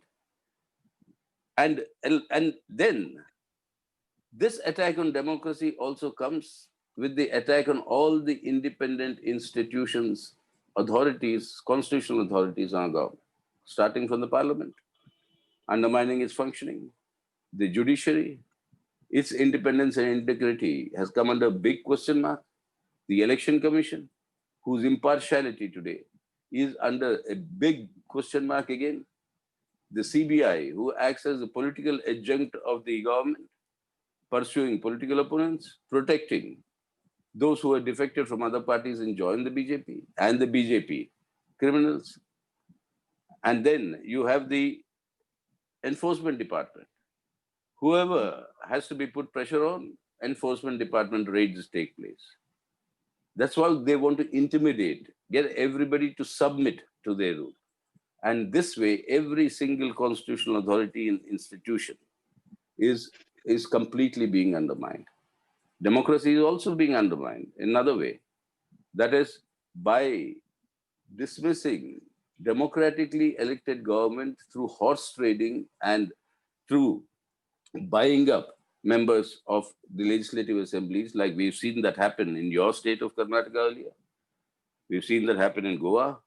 We have seen that happen in some northeastern states. We've seen that now happen in Madhya Pradesh. And now the effort was on there in Rajasthan. That is, negate people's mandate. The BJP slogan, very proudly they say today, whoever may win the elections, it is the BJP that will form the government. And that is how making a complete mockery of democracy. So secularism and democracy, those are being butchered under this government, under the conditions of this pandemic, when the government's single-minded focus should have been to combat this pandemic and provide relief to the people. Yes, Umesh. ಒಂದು ಇವತ್ತು ನಾವು ನೋಡ್ಬೇಕಾದಂತ ಅಂಶ ಏನು ಅಂತ ಹೇಳಿದ್ರೆ, ಭಾರತ ದೇಶದ ಸಂವಿಧಾನದ 4 ಆಧಾರ ಸ್ತಂಭಗಳೇನಿದಾವೆ, ಈ 4 ಆಧಾರ ಸ್ತಂಭಗಳು ಕೂಡ ಇವತ್ತು ಈ ಸರ್ಕಾರದಿಂದ ದಾಳಿ ಒಳಪಟ್ಟಿದ್ದಾವೆ. ಆ 4ರಲ್ಲಿ ಪ್ರಮುಖವಾಗಿ ಜಾತ್ಯತೀತ ಪ್ರಜಾಸತ್ತೆ ಒಂದು ಅಂಶ ಆದ್ರೆ, ಎರಡನೇದು ಒಕ್ಕೂಟ ವ್ಯವಸ್ಥೆ ಎರಡನೇ ಅಂಶ ಆಗ್ತದೆ. ಅದೇ ರೀತಿಯಲ್ಲಿ ಸಾಮಾಜಿಕ ನ್ಯಾಯ ಮೂರನೇ ಅಂಶ ಆಗ್ತದೆ. ಅದೇ ರೀತಿಯಲ್ಲಿ ಆರ್ಥಿಕ ಸ್ವಾವಲಂಬನೆ 4ನೇ ಅಂಶ ಆಗ್ತದೆ. ಈ 4 ಆಧಾರ ಸ್ತಂಭಗಳೇನಿದಾವೆ, ಈ 4 ಆಧಾರ ಸ್ತಂಭಗಳ ಮೇಲೂ ಕೂಡ ಇವತ್ತು ಕೇಂದ್ರದಲ್ಲಿರ್ತಕ್ಕಂಥ ಬಿಜೆಪಿ ಸರ್ಕಾರ ದಾಳಿಯನ್ನ ಮಾಡ್ತಿದೆ, ಅವನ ಧ್ವಂಸ ಮಾಡ್ಲಿಕ್ಕೆ ನಿಂತಿದೆ ಅನ್ನುವಂತ ಅಂಶವನ್ನ ನಾವು ಗಮನಿಸಬೇಕಾಗ್ತದೆ. ಸೊ ಪಕ್ಷದ ಕೇಂದ್ರ ಸಮಿತಿ ಸಭೆಯಲ್ಲಿ 7 ಅಂಶಗಳನ್ನ ಈ ಎಲ್ಲಾ ವಿಷಯಗಳಲ್ಲಿ ಗುರುತಿಸಿದೆ. ಏನ್ 7 ಅಂಶಗಳು ಅಂತ ಹೇಳಿದ್ರೆ, ಮೊದಲನೇದಾಗಿ ಜಾತ್ಯತೀತ ಪ್ರಜಾಸತ್ತೆಗೆ ಗಂಡಾಂತರಕಾರಿಯಾಗಿರ್ತಕ್ಕಂಥ ಸರ್ಕಾರದ ಕ್ರಮಗಳು ಹೇಗಪ್ಪ ಅಂತ ಹೇಳಿದ್ರೆ, ನಾವು ಗಮನಿಸಬೇಕಾಗ್ತದೆ. ಈ ಕೋವಿಡ್ ಅನ್ನ ಎದುರಿಸಬೇಕಾದಂತ ಸರ್ಕಾರ, ನಿಯಂತ್ರಣ ಮಾಡಬೇಕಾದ ಸರ್ಕಾರ, ಅದ್ರ ಬದಲಿಗೆ ತನ್ನ ಕೋಮುವಾದಿ ಧ್ರುವೀಕರಣವನ್ನ ತೀವ್ರಗೊಳಿಸ್ತಾ ಇದೆ ಅನ್ನುವಂತ ನಾವು ನೋಡ್ಬೇಕಾಗ್ತದೆ. ಸೊ ಅದರಿಂದ ಏನ್ ಮಾಡ್ತಿದೆ ಅಂತ ಹೇಳಿದ್ರೆ, ಒಂದ್ ಕಡೆ ದಲಿತರ ಮೇಲೆ, ಅಲ್ಪಸಂಖ್ಯಾತರ ಮೇಲೆ, ಆದಿವಾಸಿಗಳ ಮೇಲೆ ತನ್ನ ದಾಳಿಗಳನ್ನ ತೀವ್ರಗೊಳಿಸ್ತಾ ಇದೆ. ಆ ದಾಳಿಗಳನ್ನ ತೀವ್ರಗೊಳಿಸ್ತಾ ಇರುವಂತ ಸಂದರ್ಭದಲ್ಲಿ ನಾವು ಗಮನಿಸಬೇಕಂತ ಅಂಶ ಏನಂದ್ರೆ, ಹಿಂದೆ ಪೌರತ್ವ ಕಾಯ್ದೆ ತಿದ್ದುಪಡಿ ಮಸೂದೆ ವಿರುದ್ಧ, ಅದೇ ರೀತಿಯಲ್ಲಿ ನ್ಯಾಷನಲ್ ರಿಜಿಸ್ಟರ್ ಆಫ್ ಸಿಟಿಸನ್ಸ್ ನ ವಿರುದ್ಧ ಏನೆಲ್ಲ ಹೋರಾಟಗಳು ಮಾಡಿದ್ರು ಜನ, ಆ ಹೋರಾಟಗಳು ಮಾಡಿದಂತ ಜನಗಳಲ್ಲಿ ಭಾಗವಹಿಸಿದ್ದಂತವ್ರನ್ನ ಗುರ್ಸಿ ಪತ್ತೆ ಹಚ್ಚಿ ಪಟ್ಟಿ ಮಾಡುವಂತ ಕೆಲಸವನ್ನು ಮಾಡ್ತಾರೆ. ಪಟ್ಟಿ ಮಾಡುವಾಗಲೂ ಕೂಡ ಆ ಪಟ್ಟಿಯಲ್ಲಿ ಕೋಮುವಾದಿ ಆಧಾರಿತವಾದಂತ ಪಟ್ಟಿಗಳನ್ನು ಮಾಡ್ತಿದ್ದಾರೆ ಅನ್ನೋದು ನಾವು ಗಮನಿಸಬೇಕಾಗ್ತದೆ. ಅದು ಮಾಡ್ತಾರೇನೆ ಇನ್ನೊಂದು ಅಂಶವನ್ನು ನಾವು ಗಮನಿಸಬೇಕಾದಂತದ್ದು ಏನಪ್ಪಾ ಅಂದ್ರೆ, ಯಾರೆಲ್ಲ ಆ ರೀತಿ ಈ ಅಲ್ಪಸಂಖ್ಯಾತರಿದ್ದಾರೆ ಅನ್ನುವಂಥವ್ರನ್ನ ಗುರ್ಸಿ ಅವರನ್ನ ಜೈಲ್ಗಟ್ಟುವಂತ, ಅವ್ರ ಮೇಲೆ FIR ಗಳನ್ನ ಹಾಕುವಂತ ಕೆಲಸಗಳನ್ನ ಮಾಡ್ತಿದ್ದಾರೆ. ಅದರಿಂದ ಇನ್ನೊಂದ್ ಕಡೆ ಅದೇ ಸಂದರ್ಭದಲ್ಲಿ ಇನ್ನೊಂದ್ ಏನ್ ಕೇಳ್ತಾರೆ ಅಂದ್ರೆ, ಕೋವಿಡ್ ಜಹಾದ್ ಅನ್ನುವಂತ ಹೆಸರಿನಲ್ಲೂ ಕೂಡ ಅದನ್ನ ಕರೀತಿದ್ದಾರೆ ಅನ್ನೋಂತ ನಾವು ನೋಡ್ಬೇಕಾಗ್ತದೆ. ಸೊ ಈ ರೀತಿ ಅವ್ರು ಅದು ಮಾಡುವಂತ ಕೆಲಸಗಳನ್ನ ಮಾಡ್ತಾ ಇರುವಂತ ಸಂದರ್ಭದಲ್ಲೇ ಅವರು ಇನ್ನೂ ಅನೇಕ ಪರಿಸ್ಥಿತಿಯನ್ನು ಹೆಂಗ್ ನಿರ್ಮಾಣ ಮಾಡಿದ್ರು ಅಂದ್ರೆ, ಈ ಕೋವಿಡ್ ನ ಹರಡ್ತಾ ಇದ್ದಂತ ಸಂದರ್ಭದಲ್ಲಿ ಎಚ್ಚರಿಕೆ ವಹಿಸುವ ಬದಲು ಗುಜರಾತ್ನ ಅಹಮದಾಬಾದ್ ಅಲ್ಲಿ ನಮಸ್ತೆ ಟ್ರಂಪ್ ಅನ್ನುವಂತ ಕಾರ್ಯಕ್ರಮವನ್ನು ಮಾಡಿದ್ರು. ಟ್ರಂಪ್ ಅನ್ನ ಸ್ವಾಗತ ಮಾಡಿ ಆ ಮೂಲಕ ಒಂದೇ ಸ್ಟೇಡಿಯಂ ಅಲ್ಲಿ ಲಕ್ಷಾಂತರ ಜನರನ್ನ ಸೇರಿಸಿದ್ರು. ಇವತ್ತು ನೋಡ್ತಿದ್ವಿ ಅಹಮದಾಬಾದ್ ಅಲ್ಲಿ ಏನಾಗಿದೆ ಅಂತ. ಬಿಜೆಪಿ ಸರ್ಕಾರವನ್ನ ಮಧ್ಯಪ್ರದೇಶದಲ್ಲಿ ಸ್ಥಾಪನೆ ಮಾಡಿದ್ಮೇಲೆ ಅಲ್ಲಿದ್ದಂತ ಸರ್ಕಾರವನ್ನ, ಪ್ರಜಾಸತ್ತಾತ್ಮಕ ಆಯ್ಕೆ ಆಗಿದ್ದಂತ ಸರ್ಕಾರವನ್ನ ಬುಡಮೇಲ್ ಮಾಡಿದ್ಮೇಲೆ ಅಲ್ಲಿ ಅವರು ಕುದುರೆ ವ್ಯಾಪಾರದಿಂದ ಮಾಡಿದಂತ ಆ ಸರ್ಕಾರದ ಸ್ಥಾಪನೆ ಸಂದರ್ಭದಲ್ಲಿ ಮಾಡಿದ್ದೇನಪ್ಪಾ ಅಂತ ಹೇಳಿದ್ರೆ, ಆ ಸರ್ಕಾರ ರಚನೆ ಆಗುವಾಗ ದೊಡ್ಡ ರೀತಿಯಾದಂತ ಒಂದು ಬಹಿರಂಗವಾದಂತ ಕಾರ್ಯಕ್ರಮವನ್ನು ಮಾಡಿದ್ರು. ಅಲ್ಲೇನಾಗಿದೆ ಅಂತ ಹೇಳಿ ನಾವು ನೋಡ್ತಾ ಇದ್ವಿ. ಸೊ ಈ ರೀತಿ ಅದೇ ರೀತಿಯಲ್ಲಿ ತಬ್ಲಿಕಿ ಒಂದು ಸಮಾವೇಶವನ್ನ ದೆಹಲಿಯಲ್ಲಿ ಮಾಡ್ಲಿಕ್ಕೆ ಅನುಮತಿ ಕೊಟ್ರು. ಯಾವ ಅನುಮತಿಯನ್ನ ಮಹಾರಾಷ್ಟ್ರ ಸರ್ಕಾರ ನಿರಾಕರಿಸಿತ್ತೋ ಅಂತ ಒಂದು ಅನುಮತಿಯನ್ನ ಕೊಡ್ಲಿಕ್ಕೆ ಕೇಂದ್ರ ಗೃಹ ಸಚಿವಾಲಯ ಅನುಮತಿಯನ್ನ ಕೊಟ್ಟು ಅಲ್ಲಿ ತಬ್ಲಿಕಿಗಳು ಒಂದು ಸಮಾವೇಶವನ್ನ ಮಾಡ್ಲಿಕ್ಕೆ ಅವಕಾಶ ಮಾಡಿಕೊಟ್ಟು, ಆ ನಂತರ ಅದನ್ನೇ ಇಟ್ಕೊಂಡು ಅವರಿಂದಾಗಿ ಕೋವಿಡ್ ಹರಡ್ತು ಅನ್ನುವಂತ ರೀತಿಯಲ್ಲಿ ಅದನ್ನ ತಬ್ಲಿಕಿಗಳ ಇದು ಅನ್ನುವಂತ ರೀತಿಯಲ್ಲಿ ಅದನ್ನ ಬಿತ್ತರಿಸಲಿಕ್ಕೆ ಪ್ರಯತ್ನ ಪಟ್ಟರು. ಅವ್ರಿಗೆ ಬೇಕಾದಂತ ರೀತಿಯಲ್ಲಿ ಅವರ ಕೋಮುವಾದಿ ಅಜೆಂಡಾಗೆ ಪೂರಕವಾಗಿ ಅದನ್ನ ಬಳಸಲಿಕ್ಕೆ ಪ್ರಯತ್ನ ಪಟ್ಟರು ಅನ್ನೋದನ್ನ ನಾವು ನೋಡ್ತಿದ್ವಿ.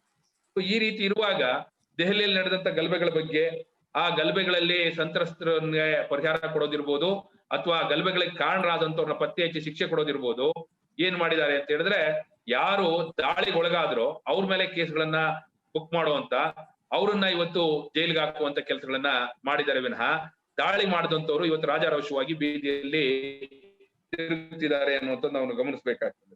ಸೊ ಇದು ಈ ರೀತಿಯಾಗಿ ಒಂದು ಕೋಮುವಾದಿ ಧ್ರುವೀಕರಣಕ್ಕೆ, ಒಂದು ಜಾತ್ಯತೀತ ಸಂವಿಧಾನದ ಆಧಾರದ ಮೇಲೆ ದಾಳಿಗಳನ್ನ ಮಾಡ್ತಿದ್ದಾರೆ ಅನ್ನೋದನ್ನ ಕೊಂಡಿಸುವಾಗ್ಲೇನೆ ಆಗಸ್ಟ್ 5ನೇ ತಾರೀಕು ಅಯೋಧ್ಯೆಯಲ್ಲಿ ಶಿಲಾನ್ಯಾಸವನ್ನ ಮಾಡೋದ್ರ ಮೂಲಕ ಈ ಕೋವಿಡ್ ನ ಸಂದರ್ಭದಲ್ಲಿ ಮಾಡ್ಲಿಕ್ಕೆ ಹೊರಟದ್ದೇನಪ್ಪಾ ಅಂದ್ರೆ, ಮತ್ತೆ ಆ ಕೋಮುವಾದಿ ಧ್ರುವೀಕರಣವನ್ನ ಮತ್ತಷ್ಟು ತೀವ್ರಗೊಳಿಸ್ಕೊಳ್ಳಿಕ್ಕೆ, ಅವ್ರಿಗೆ ಬೇಕಾದಂತ ರೀತಿಯಲ್ಲಿ ಕೋಮು ವಿಭಜನೆಯನ್ನ, ಕೋಮು ಧ್ರುವೀಕರಣವನ್ನ ಮಾಡ್ಲಿಕ್ಕೆ ಹೊರಟರು ಅಂತ ನಾವು ನೋಡ್ತಿದ್ವಿ.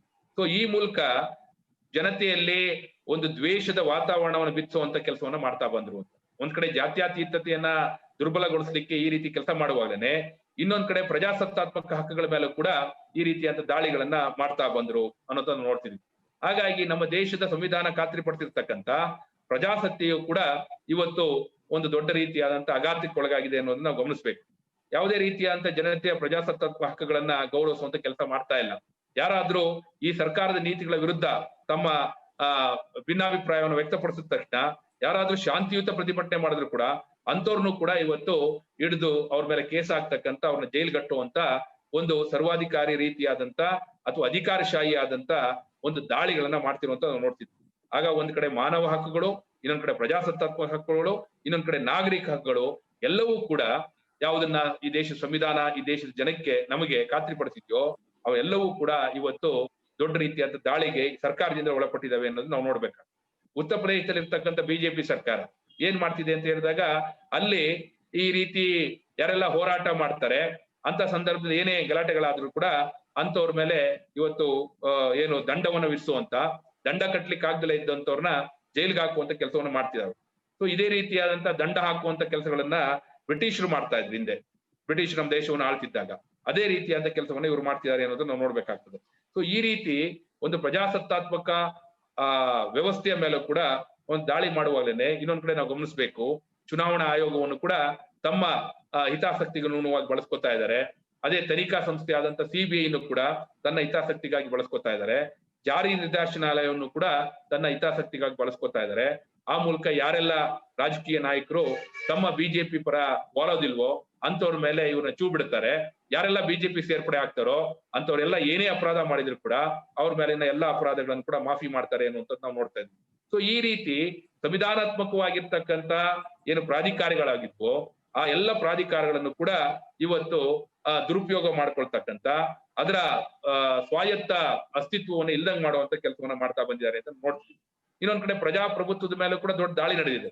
ಹೇಗೆ ನಿಮ್ಮ ರಾಜ್ಯದಲ್ಲಿ ಹಿಂದೆ ಚುನಾಯಿತವಾಗಿದ್ದಂತ ಸರ್ಕಾರವನ್ನ ಅವರ ಈ ಕುದುರೆ ವ್ಯಾಪಾರದ ಮೂಲಕ ಬುಡಮೇಲ್ ಮಾಡಿ ಅಲ್ಲೊಂದು ಬಿಜೆಪಿ ಸರ್ಕಾರವನ್ನು ರಚನೆ ಮಾಡಿದ್ರು. ಅದೇ ರೀತಿ ಗೋವಾದಲ್ಲಿ, ಅದೇ ರೀತಿ ಉತ್ತರ ಪೂರ್ವ ಈಶಾನ್ಯ ರಾಜ್ಯಗಳಲ್ಲಿ ಮತ್ತೆ ಮಧ್ಯಪ್ರದೇಶದಲ್ಲಿ ಹೇಗೆಲ್ಲ ಮಾಡಿದ್ರು ಅನ್ನೋಂತ ನಾವು ನೋಡ್ತಿದೀವಿ.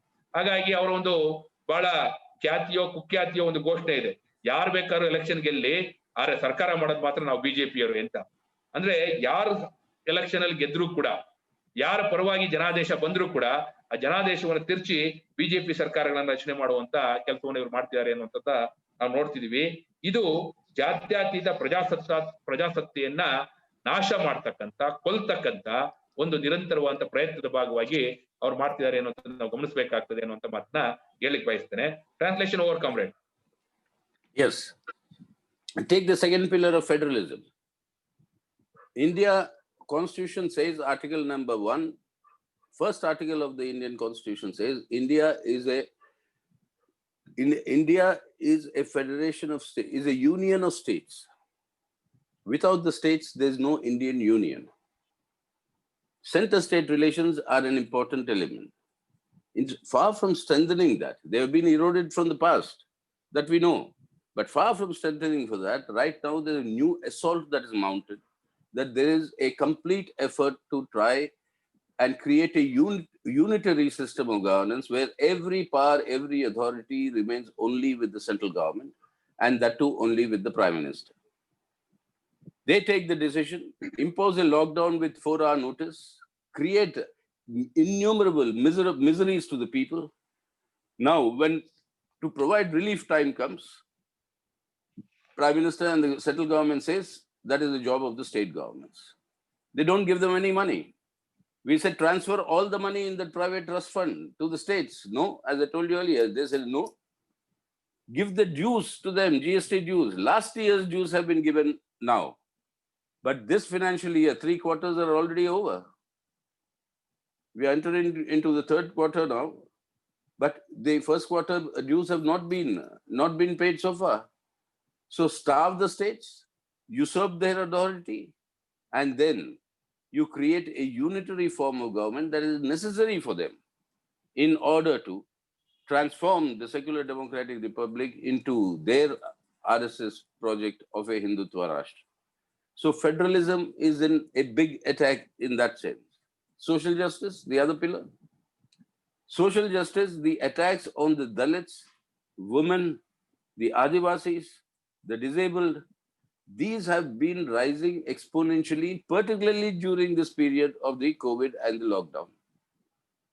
And we've seen in the past how the attacks on the Dalits and the mob lynchings took place. How on the Adivasis now, with the change in the environment assessment, impact assessment, that they are now allowing a free loot to multinational corporations over tribal forest lands. And thereby they'll displace crores of tribals from their traditional habitat. And likewise, on women, the domestic and sexual violence against women has grown exponentially during this period of the pandemic and the lockdown. And these are the manners in which, far from moving towards social justice, you are moving away and away from social justice, and that is required for them for the implementation of their Hindutva Rashtra project, which is based on Manusmriti and the laws of Manu. So Manuvad India, that is their objective, and therefore social justice is being assaulted. Yes, Umesh. ಒಂದು ಎರಡನೇ ಆಧಾರ ಸ್ತಂಭವಾಗಿರ್ತಕ್ಕಂಥ ಒಕ್ಕೂಟ ವ್ಯವಸ್ಥೆ ಅಥವಾ ಒಕ್ಕೂಟವಾದ. ನಮ್ಮ ದೇಶದ ಸಂವಿಧಾನದ ವಿಧಿ 1ರಲ್ಲಿ ನಾವು ಹೇಳ್ತಿದೀವಿ ಏನಂತ ಹೇಳಿದ್ರೆ, ನಮ್ಮ ದೇಶ ರಾಜ್ಯಗಳ ಒಂದು ಯೂನಿಯನ್ ಅಂತ ಹೇಳಿ. ರಾಜ್ಯಗಳಿಂದಲೇ ಕೇಂದ್ರ ಇಲ್ಲ ಅನ್ನುವಂಥದ್ದು ಕೂಡ ನಾವು ಹೇಳಿದ್ವಿ. ಕೇಂದ್ರ ರಾಜ್ಯ ಸಂಬಂಧಗಳು ಉತ್ತಮ ಆಗ್ಬೇಕು ಅಂತ ನಾವು ಹೇಳ್ತಾ ಬಂದಿದ್ವಿ. ಆದ್ರೆ ಇವತ್ತು ನೋಡ್ತಿರೋದು ಏನು? ನಾವು ನೋಡ್ತಿರೋದು ಏನಪ್ಪಾ ಅಂದ್ರೆ ಎಲ್ಲಾ ಅಂಶಗಳಲ್ಲೂ ಕೂಡ ರಾಜ್ಯಗಳ ಅಧಿಕಾರವನ್ನು ಮೊಟಕುಗೊಳಿಸುವಂತ, ರಾಜ್ಯಗಳನ್ನು ಕಡೆಗಣಿಸುವಂತ ಕೆಲಸವನ್ನ ಇವತ್ತು ಕೇಂದ್ರ ಸರ್ಕಾರ ಮಾಡ್ತಿದೆ. ಎಲ್ಲ ಅಧಿಕಾರವನ್ನು ಕೇಂದ್ರ ಸರ್ಕಾರದ ಹತ್ರ, ಪ್ರಮುಖವಾಗಿ ಪ್ರಧಾನಮಂತ್ರಿ ಹತ್ರ ಕೇಂದ್ರೀಕರಿಸಿಕೊಳ್ಳುವಂತ ಕೆಲಸವನ್ನು ಕೂಡ ಈ ಕೇಂದ್ರ ಸರ್ಕಾರ ಮಾಡ್ತಾರೆ. ನಾವು ನೋಡ್ತಾ ಇದೀವಿ ಹೇಗೆ ಅವರು ಲಾಕ್ಡೌನ್ ಅನ್ನ ಘೋಷಣೆ ಮಾಡಿದ್ರು. ಕೇವಲ 4 ಗಂಟೆಗಳ ಒಂದು ನೋಟಿಸ್ ಮೂಲಕ ಲಾಕ್ಡೌನ್ ಘೋಷಣೆ ಮಾಡಿದ್ರು. ಲಾಕ್ಡೌನ್ ಇಂದ ಉಂಟಾದಂತ ಸಂಕಷ್ಟವನ್ನ ಅಥವಾ ಕೋವಿಡ್ ನಿಂದ ನಿಭಾಯಿಸಬೇಕಾದ ಸಂದರ್ಭದಲ್ಲಿ ಜನತೆಯನ್ನ ರಕ್ಷಣೆ ಮಾಡ್ಬೇಕು ಅನ್ನೋ ಪ್ರಶ್ನೆ ಬಂದಾಗ ರಾಜ್ಯಗಳಿಗೆ ಬಿಟ್ಬಿಟ್ಟಿದ್ದಾರೆ. ನೀವು ನಿಭಾಯಿಸ್ಕೊಡಿ ಅಂತೇಳಿ ಅಂತ. ಆದ್ರೆ ರಾಜ್ಯಗಳು ಅದನ್ನ ನಿಭಾಯಿಸಬೇಕು ಅಂತ ಹೇಳುವಾಗ ರಾಜ್ಯಗಳಿಗೆ ಕೊಡಬೇಕಾದಂತ ಹಣಕಾಸು ನೆರವನ್ನ ಕೇಂದ್ರ ಸರ್ಕಾರ ಕೊಡ್ತಿದ್ಯಾ ಅಂದ್ರೆ ಕೊಡ್ತಾ ಇಲ್ಲ. ನಾನಾಗ್ಲೇ ಹೇಳಿದೆ, ಪ್ರಧಾನಮಂತ್ರಿ ಹೆಸರಿನಲ್ಲಿ ಸ್ಥಾಪನೆ ಆಗಿರ್ತಕ್ಕಂತ ಖಾಸಗಿ ನಿಧಿ ಏನಿದೆ, ಆ ಖಾಸಗಿ ನಿಧಿಯಿಂದಲೂ ಕೂಡ ಅವರು ನೆರವನ್ನ ಕೊಡ್ತಾ ಇಲ್ಲ. ಮಾತ್ರ ಅಲ್ಲ, ಕಳೆದ ವರ್ಷ ಕೇಂದ್ರ ಸರ್ಕಾರ ಕೊಡಬೇಕಾದಂತ ಅನುದಾನವನ್ನ ಈ ವರ್ಷ ಬಿಡುಗಡೆ ಮಾಡಿದ. ಮತ್ತೆ ಈ ವರ್ಷದ ಅನುದಾನವನ್ನು ಇನ್ನೂ ಬಿಡುಗಡೆ ಮಾಡಿಲ್ಲ ಅನ್ನೋಂಥದ್ದು ನಾವು ನೋಡ್ತಿದ್ವಿ. ಅಂದ್ರೆ ಒಟ್ಟಾರೆಯಾಗಿ ರಾಜ್ಯಗಳನ್ನ ಇವತ್ತು ಕಷ್ಟಕ್ಕೆ ಹಾಕಿಸಿ, ರಾಜ್ಯಗಳನ್ನ ಒಂದ್ ರೀತಿ ಉಸಿರುಗಡಿಸುವಂತ ರೀತಿಯಲ್ಲಿ ಮಾಡಿ, ಎಲ್ಲದಕ್ಕೂ ಕೂಡ ಕೇಂದ್ರದ ಮೇಲೆ ಅವರು ಅವಲಂಬಿತರಾಗಬೇಕು ಅನ್ನುವಂತ ಪರಿಸ್ಥಿತಿಯನ್ನ ನಿರ್ಮಾಣ ಮಾಡ್ತಿರೋದು ನೋಡ್ತೀವಿ. ಒಟ್ಟಾರೆಯಾಗಿ ಈ ಮೂಲಕ ಒಕ್ಕೂಟ ವ್ಯವಸ್ಥೆಯನ್ನೇ ನಾಶ ಮಾಡಿ ಇಡೀ ಅಧಿಕಾರವನ್ನ ಕೇಂದ್ರೀಕರಿಸಿಕೊಂಡ್ರೆ, ಅವರು ಬಯಸಿರ್ತಕ್ಕಂಥ ಹಿಂದೂ ರಾಷ್ಟ್ರವನ್ನ ಸ್ಥಾಪನೆ ಮಾಡ್ತಕ್ಕಂಥ ಅವರ ಉದ್ದೇಶ ಏನಿದೆ, ಅದಕ್ಕೆ ಈ ಕೇಂದ್ರೀಕೃತವಾದಂತ ವ್ಯವಸ್ಥೆ ಅನುಕೂಲ ಆಗ್ತದೆ ಅನ್ನುವಂತ ಕಾರಣಕ್ಕೋಸ್ಕರ ಈ ರೀತಿ ನಮ್ಮ ಸಂವಿಧಾನದ 2ನೇ ಆಧಾರ ಸ್ತಂಭವಾದಂತ ಒಕ್ಕೂಟ ವ್ಯವಸ್ಥೆ ಅಥವಾ ಒಕ್ಕೂಟವಾದದ ಮೇಲೆ ಕೂಡ ಅವ್ರು ದಾಳಿಗಳನ್ನ ಮಾಡ್ತಿದ್ದಾರೆ. 3ನೇ ಅಂಶ ಸಾಮಾಜಿಕ ನ್ಯಾಯ. ನಾವು ನೋಡ್ತಾ ಇದೀವಿ, ದಲಿತರು, ಮಹಿಳೆಯರು, ಆದಿವಾಸಿಗಳ ಮೇಲೆ ನಡೀತಾ ಇರ್ತಕ್ಕಂಥ ದಾಳಿಗಳು, ಯಾವ ರೀತಿ ದಾಳಿಗಳು ನಡೆದಿದ್ದಾವೆ ಅನ್ನೋದು ನಾವು ನೋಡ್ತಿದ್ದೀವಿ. ಅದೇ ರೀತಿಯಲ್ಲಿ ಹೇಗೆ ಸಮೂಹ ಹತ್ಯೆಯನ್ನ ಮಾಡ್ತಕ್ಕಂಥ ಕೆಲಸಗಳನ್ನು ಕೂಡ ಮಾಡ್ತಾ ಹೋದ್ರು ಅನ್ನೋದು ನಾವು ನೋಡಿದೀವಿ. ಅದೇ ರೀತಿಯಲ್ಲಿ ಆದಿವಾಸಿಗಳನ್ನ ಹೇಗೆ ಅವರ ಅರಣ್ಯ ಹಕ್ಕುಗಳ ಏನು ವ್ಯವಸ್ಥೆ ಇತ್ತು ಅದರಿಂದ ಅವ್ರನ್ನ ಒಕ್ಕಲೆಬ್ಸುವಂತ ಕೆಲಸವನ್ನ ಮಾಡ್ತಿದ್ದಾರೆ, ಅವ್ರ ಹಕ್ಕುಗಳನ್ನು ಕಸ್ಕೊಳ್ಳುವಂತ ಕೆಲಸ ಮಾಡ್ತಿದ್ದಾರೆ ಅನ್ನೋದು ಕೂಡ ನಾವು ನೋಡ್ತೀವಿ. ಮತ್ತೆ ಮಹಿಳೆಯರು ಇವತ್ತು ಗೃಹಾಧಾರಿತ, ಅದೇ ರೀತಿಯಲ್ಲಿ ಲೈಂಗಿಕವಾದಂತ ಏನು ಕಿರುಕುಳಕ್ಕೆ, ದೌರ್ಜನ್ಯಕ್ಕೆ ದೊಡ್ಡ ರೀತಿಯಲ್ಲಿ ತುತ್ತಾಗ್ತಿದ್ದಾರೆ ಅನ್ನೋದು ನೋಡ್ತೀವಿ. ಅದು ಪ್ರಮುಖವಾಗಿ ಈ ಲಾಕ್ ಡೌನ್ ಕಾಲಾವಧಿಯಲ್ಲಂತೂ ಇವೆಲ್ಲವೂ ಕೂಡ ಹೆಚ್ಚಾಗಿದ್ದಾವೆ. ಸೊ ಇಂಥ ಒಂದು ಸಂದರ್ಭದಲ್ಲಿ ಯಾಕೆ ಇದನ್ನೆಲ್ಲ ಮಾಡ್ತಿದ್ದಾರೆ, ಯಾಕೆ ಇದನ್ನೆಲ್ಲವನ್ನು ಉತ್ತೇಜನ ಮಾಡ್ತಿದ್ದಾರೆ, ಯಾಕೆ ಇದನ್ನೆಲ್ಲ ನಿಯಂತ್ರಣ ಮಾಡ್ತಿಲ್ಲ ಅಂತ ಹೇಳಿದ್ರೆ, ಅವರು ಅನ್ಕೊಂಡಿರ್ತಕ್ಕಂಥ ಹಿಂದೂ ರಾಷ್ಟ್ರ ಮನುಸ್ಮೃತಿ ಆಧಾರಿತವಾದಂತ ರಾಷ್ಟ್ರ ಆಗ್ಬೇಕು. ಹಾಗಾಗಿ ಮನುಸ್ಮೃತಿ ಆಧಾರಿತವಾದಂತ ರಾಷ್ಟ್ರ ಅಂದಾಗ ಅವ್ರು ಹೇಳ್ತಿರುವಂತದ್ದು ಮನುವಾದಿ ಭಾರತವನ್ನ ಸ್ಥಾಪನೆ ಮಾಡ್ಬೇಕು ಅಂತ, ಜಾತ್ಯತೀತ ಪ್ರಜಾಸತ್ತಾತ್ಮಕ ಗಣರಾಜ್ಯವನ್ನ ಉಳಿಸೋದಲ್ಲ, ಬದಲಾಗಿ ಮನುವಾದಿ ಭಾರತವನ್ನ ಸ್ಥಾಪನೆ ಮಾಡೋದು ಅವರ ಉದ್ದೇಶ ಆಗಿದೆ. ಸೊ ಅದಕ್ಕಾಗಿ ಈ 3ನೇ ಆಧಾರ ಸ್ತಂಭದ ಮೇಲೂ ಕೂಡ ಅವರು ಪ್ರಜ್ಞಾಪೂರ್ವಕವಾದಂತ ದಾಳಿಯನ್ನ ಮಾಡ್ತಾ ಬಂದಿದ್ದಾರೆ ಅನ್ನುವಂತ ಅಂಶವನ್ನ ನಾನು ನಿಮ್ ಗಮನಕ್ಕೆ ತರ್ಲಿಕ್ಕೆ ಬಯಸ್ತೇನೆ. Translation over complete. Yes. And now you take the last of the 4 foundational pillars I was talking about, economic self-reliance. Our Prime Minister made a big song and drama about the fact that the economic stimulus, so-called economic financial stimulus he has announced, 20 lakh crores, which he said was 10% of our GDP and claimed to be one of the largest in the world. He said that is for India's self-reliance. In Hindi, that is the phrase that they are now continuously using, Atmanirbhar Bharat. But actually, if you examine, out of this 20 lakh crore rupees, which was announced, which was meant for stimulus to the economy and relief to the people, the actual extra cash expenditure of the government is less than 2 lakh crores or less than 1%. This is the worst stimulus package that is given by any country in the world, including many poorer countries. So this is the way in which this fraud and cheating happened. Secondly, much of these 20 lakh crores are proposals announced much earlier. That is repackaging. Repackaging is being done to show that this is an entirely new package for self-reliance. But what is the content of this package? It is not for India's economic self-reliance.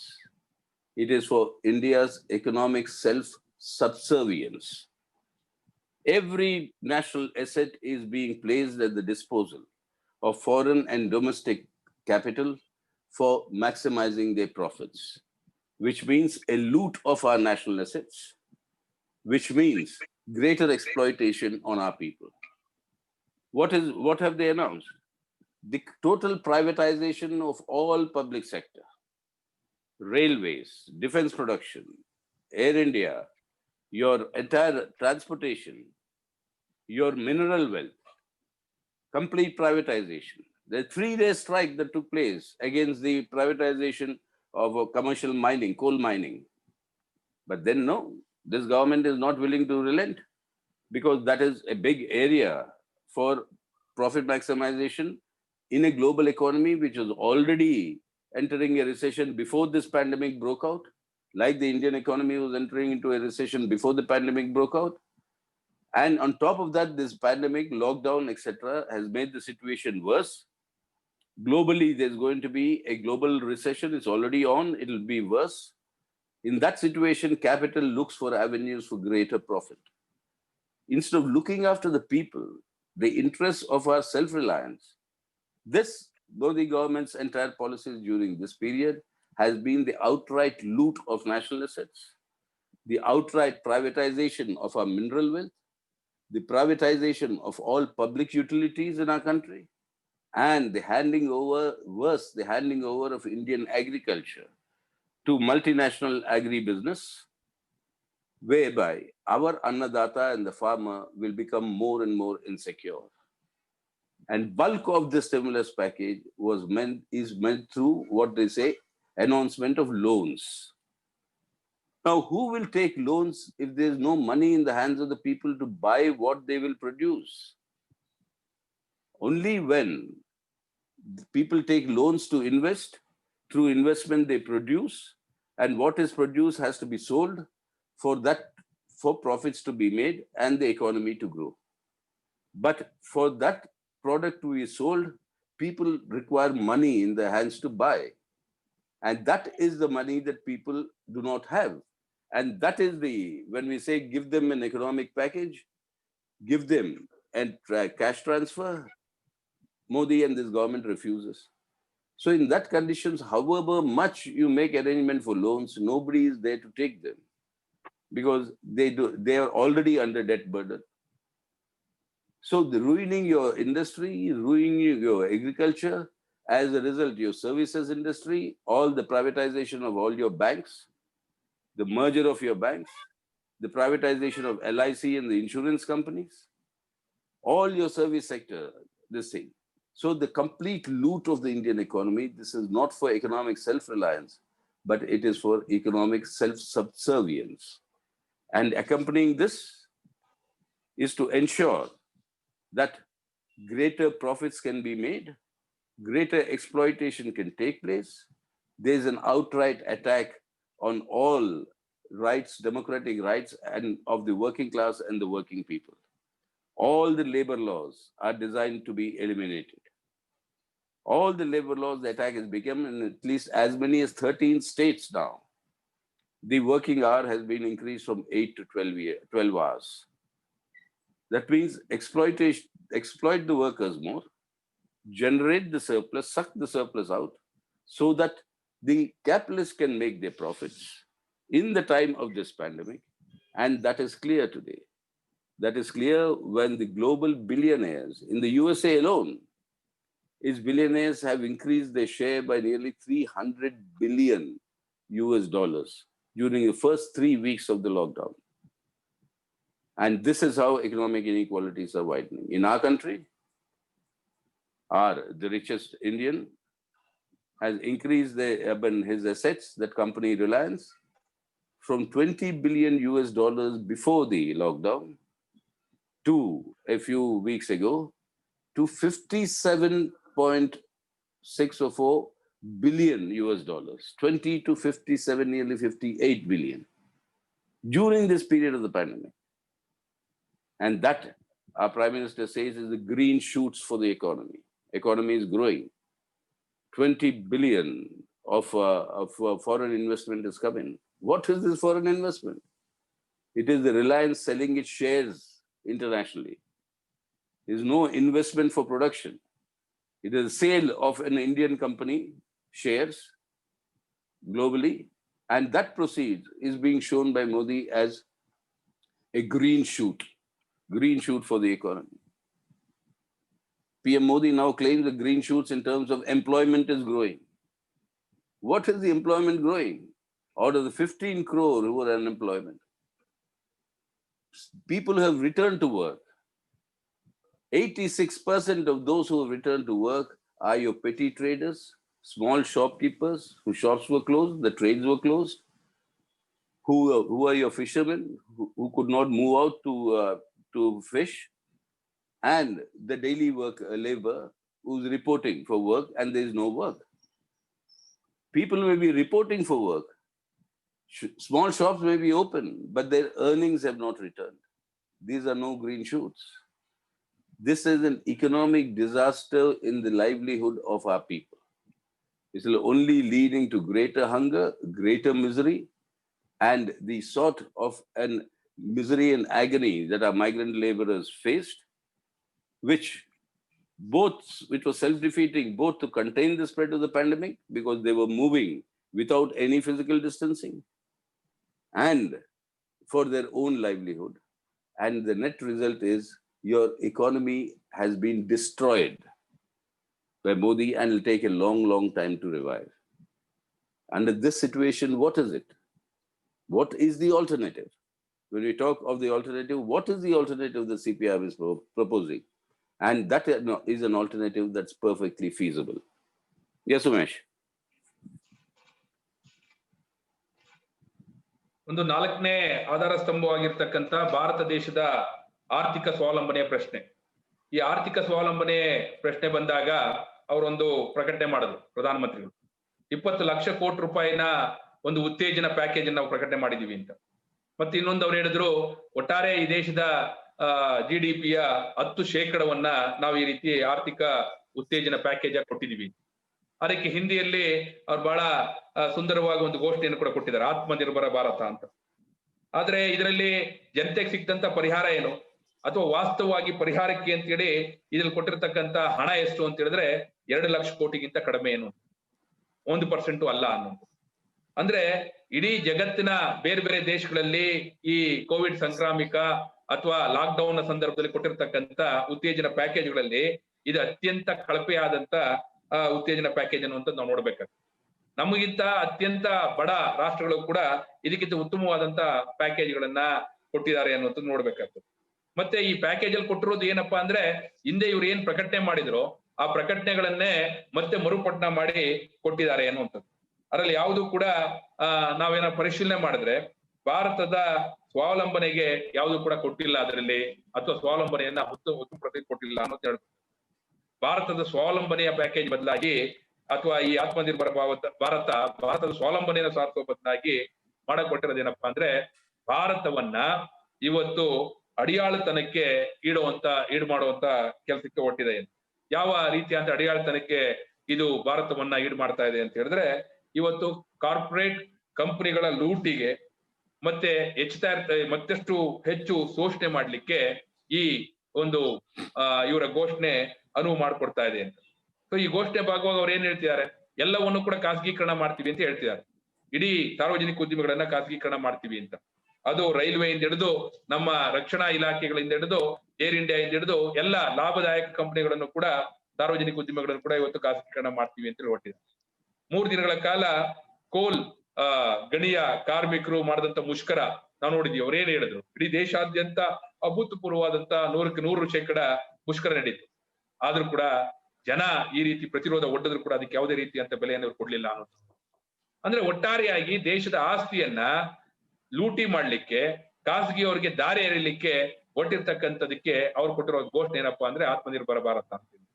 So ಇದ್ರ ಮೂಲಕ ಲಾಭವನ್ನು ಅತಿ ಹೆಚ್ಚು ಮಾಡಿಸುವಂಥದ್ದು, ಬಂಡವಾಳಗಾರರಿಗೆ ಸಹಾಯ ಮಾಡ್ತಕ್ಕಂತ ಕೆಲಸವನ್ನು ಮಾಡಿಕೊಟ್ಟಿದ್ದಾರೆ. ಯಾವ ಸಂದರ್ಭದಲ್ಲಿ ಮಾಡ್ತಿದ್ದಾರೆ, ಈ ಕೋವಿಡ್ ಬರೋಕ್ಕಿಂತ ಮುಂಚಿತವಾಗಿಯೇ ಒಂದು ಜಾಗತಿಕವಾದಂತ ಆರ್ಥಿಕ ಹಿಂಜರಿತಾ ಇತ್ತು. ಭಾರತದಲ್ಲೂ ಆ ರೀತಿ ಆರ್ಥಿಕ ಹಿಂಜರಿತಾ ಇತ್ತು.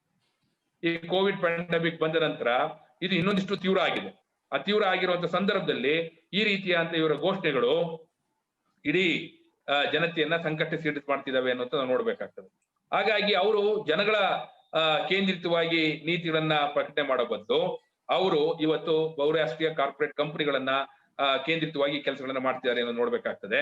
ಆದ್ರೆ ಅವರ ಆತ್ಮನಿರ್ಭರ ಭಾರತದಲ್ಲಿ ಅವ್ರು ಅನ್ಕೊಂಡಿರೋದು ಏನಪ್ಪಾ ಅಂದ್ರೆ ಸಂಪೂರ್ಣವಾದಂತ ಖಾಸಗೀಕರಣವನ್ನು ಮಾಡುವಂಥದ್ದು, ಇಡೀ ಕೃಷಿಯನ್ನ ಬಹುರಾಷ್ಟ್ರೀಯ ಕಂಪನಿಗಳಿಗೆ ತೆರೆದಿಡುವಂಥದ್ದು, ಕೃಷಿ ವ್ಯಾಪಾರ ವಾಣಿಜ್ಯವನ್ನು ಕೂಡ ಬಹುರಾಷ್ಟ್ರೀಯ ಕಂಪನಿಗಳಿಗೆ ತೆರೆದಿಡುವಂಥದ್ದು, ಆ ಮೂಲಕ ನಮ್ಮ ಕೃಷಿಯನ್ನ ಅವಲಂಬಿಸಿರ್ತಕ್ಕಂಥ ನಮ್ಮ ಅನ್ನದಾತರು ಏನಿದ್ದಾರೆ, ಅನ್ನದಾತರನ್ನ ಈಗಾಗಲೇ ಸಂಕಟದಲ್ಲಿರೋರ್ನ ಮತ್ತಷ್ಟು ಸಂಕಟಗೊಳ್ತಾರೆ ಅನ್ನೋದು ಹೇಳ್ತಾರೆ.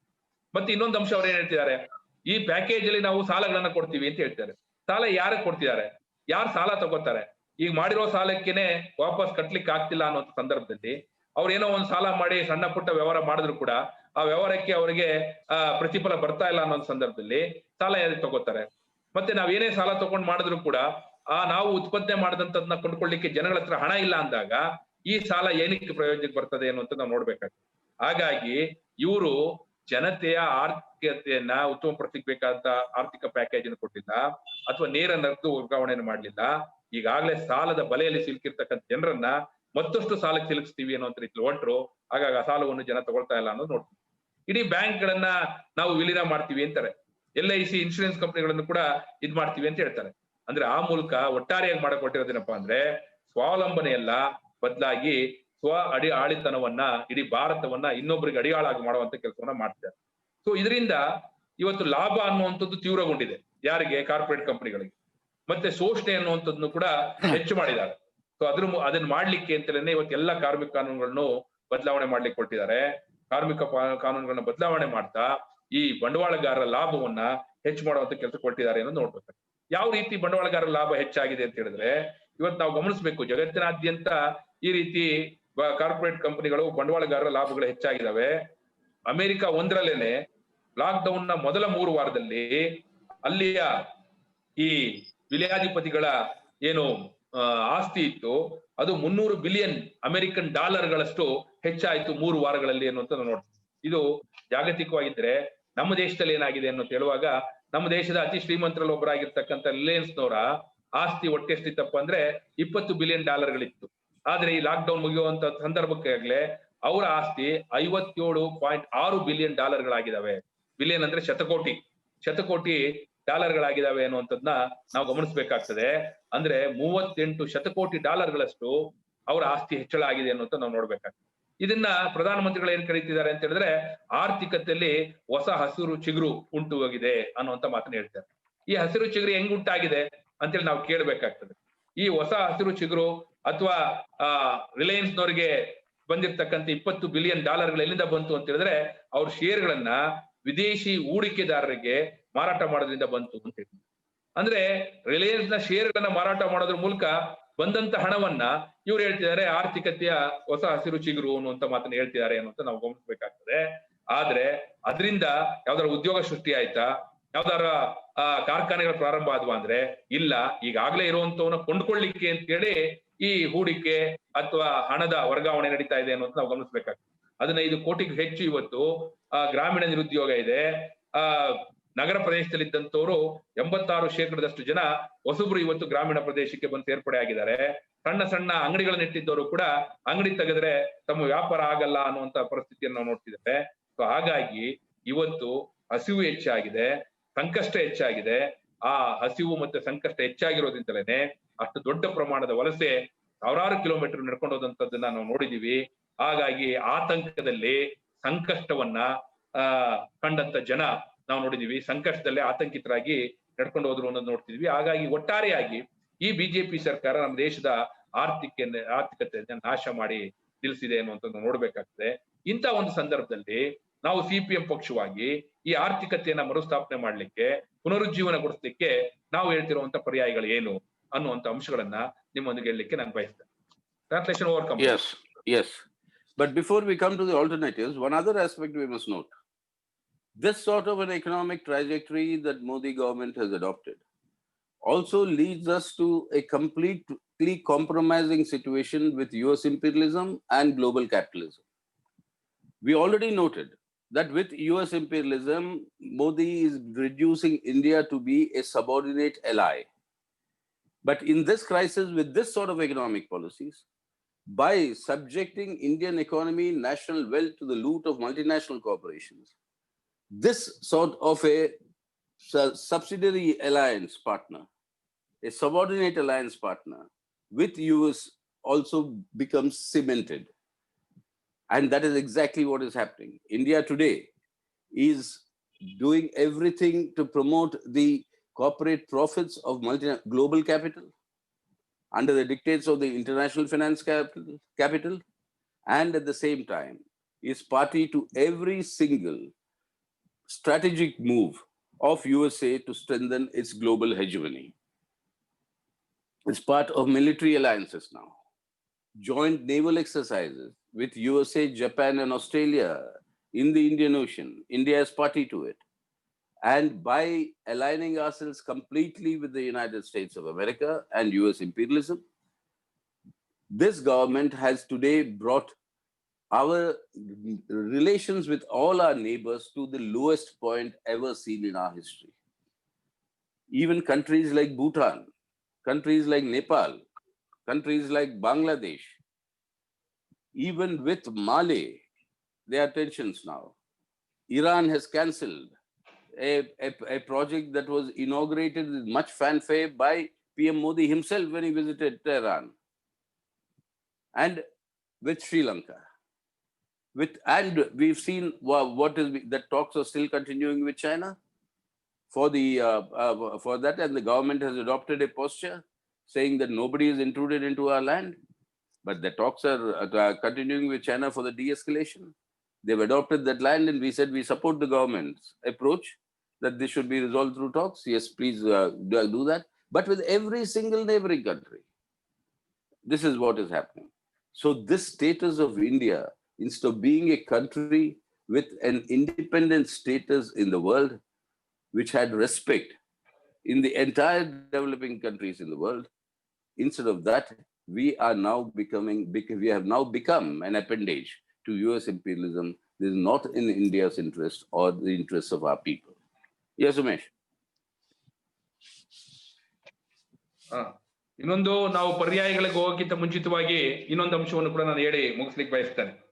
ಏನು ಅಂತ ಹೇಳಿದ್ರೆ, ಈ ಒಂದು ಆರ್ಥಿಕ ಏನು ಯಾವ ದಿಕ್ಸೂಚಿಯನ್ನೇನು ಈ ದೇಶಕ್ಕೆ ಮೋದಿ ಸರ್ಕಾರ ಕೊಡ್ತಾ ಇದೆ, ಅದು ಪೂರ್ಣ ಪ್ರಮಾಣದಲ್ಲಿ ಅಮೆರಿಕನ್ ಸಾಮ್ರಾಜ್ಯಶಾಹಿಗೆ ಅಡಿಯಾಳ ಆಗ್ತಕ್ಕಂಥ ಅಥವಾ ಅದ್ರ ಜೊತೆ ರಾಜಿ ಮಾಡ್ಕೊಳ್ತಕ್ಕಂಥ ಒಂದು ಕೆಲಸವನ್ನ ಮಾಡ್ತಾ ಇದೆ. ಜಾಗತಿಕ ಬಂಡವಾಳಗಾರರಿಗೆ ಈ ದೇಶದ ಆರ್ಥಿಕತೆಯನ್ನು ತೆಗೆದುಬಿಡುವಂತ, ಜಾಗತಿಕ ಬಹುರಾಷ್ಟ್ರೀಯ ಕಂಪನಿಗಳ ಲೂಟಿಗೆ ಅನುವು ಮಾಡಿಕೊಡುವಂತ ಕೆಲಸವನ್ನ ನಿರಂತರವಾಗಿ ಮಾಡ್ತಾ ಬಂದಿದೆ.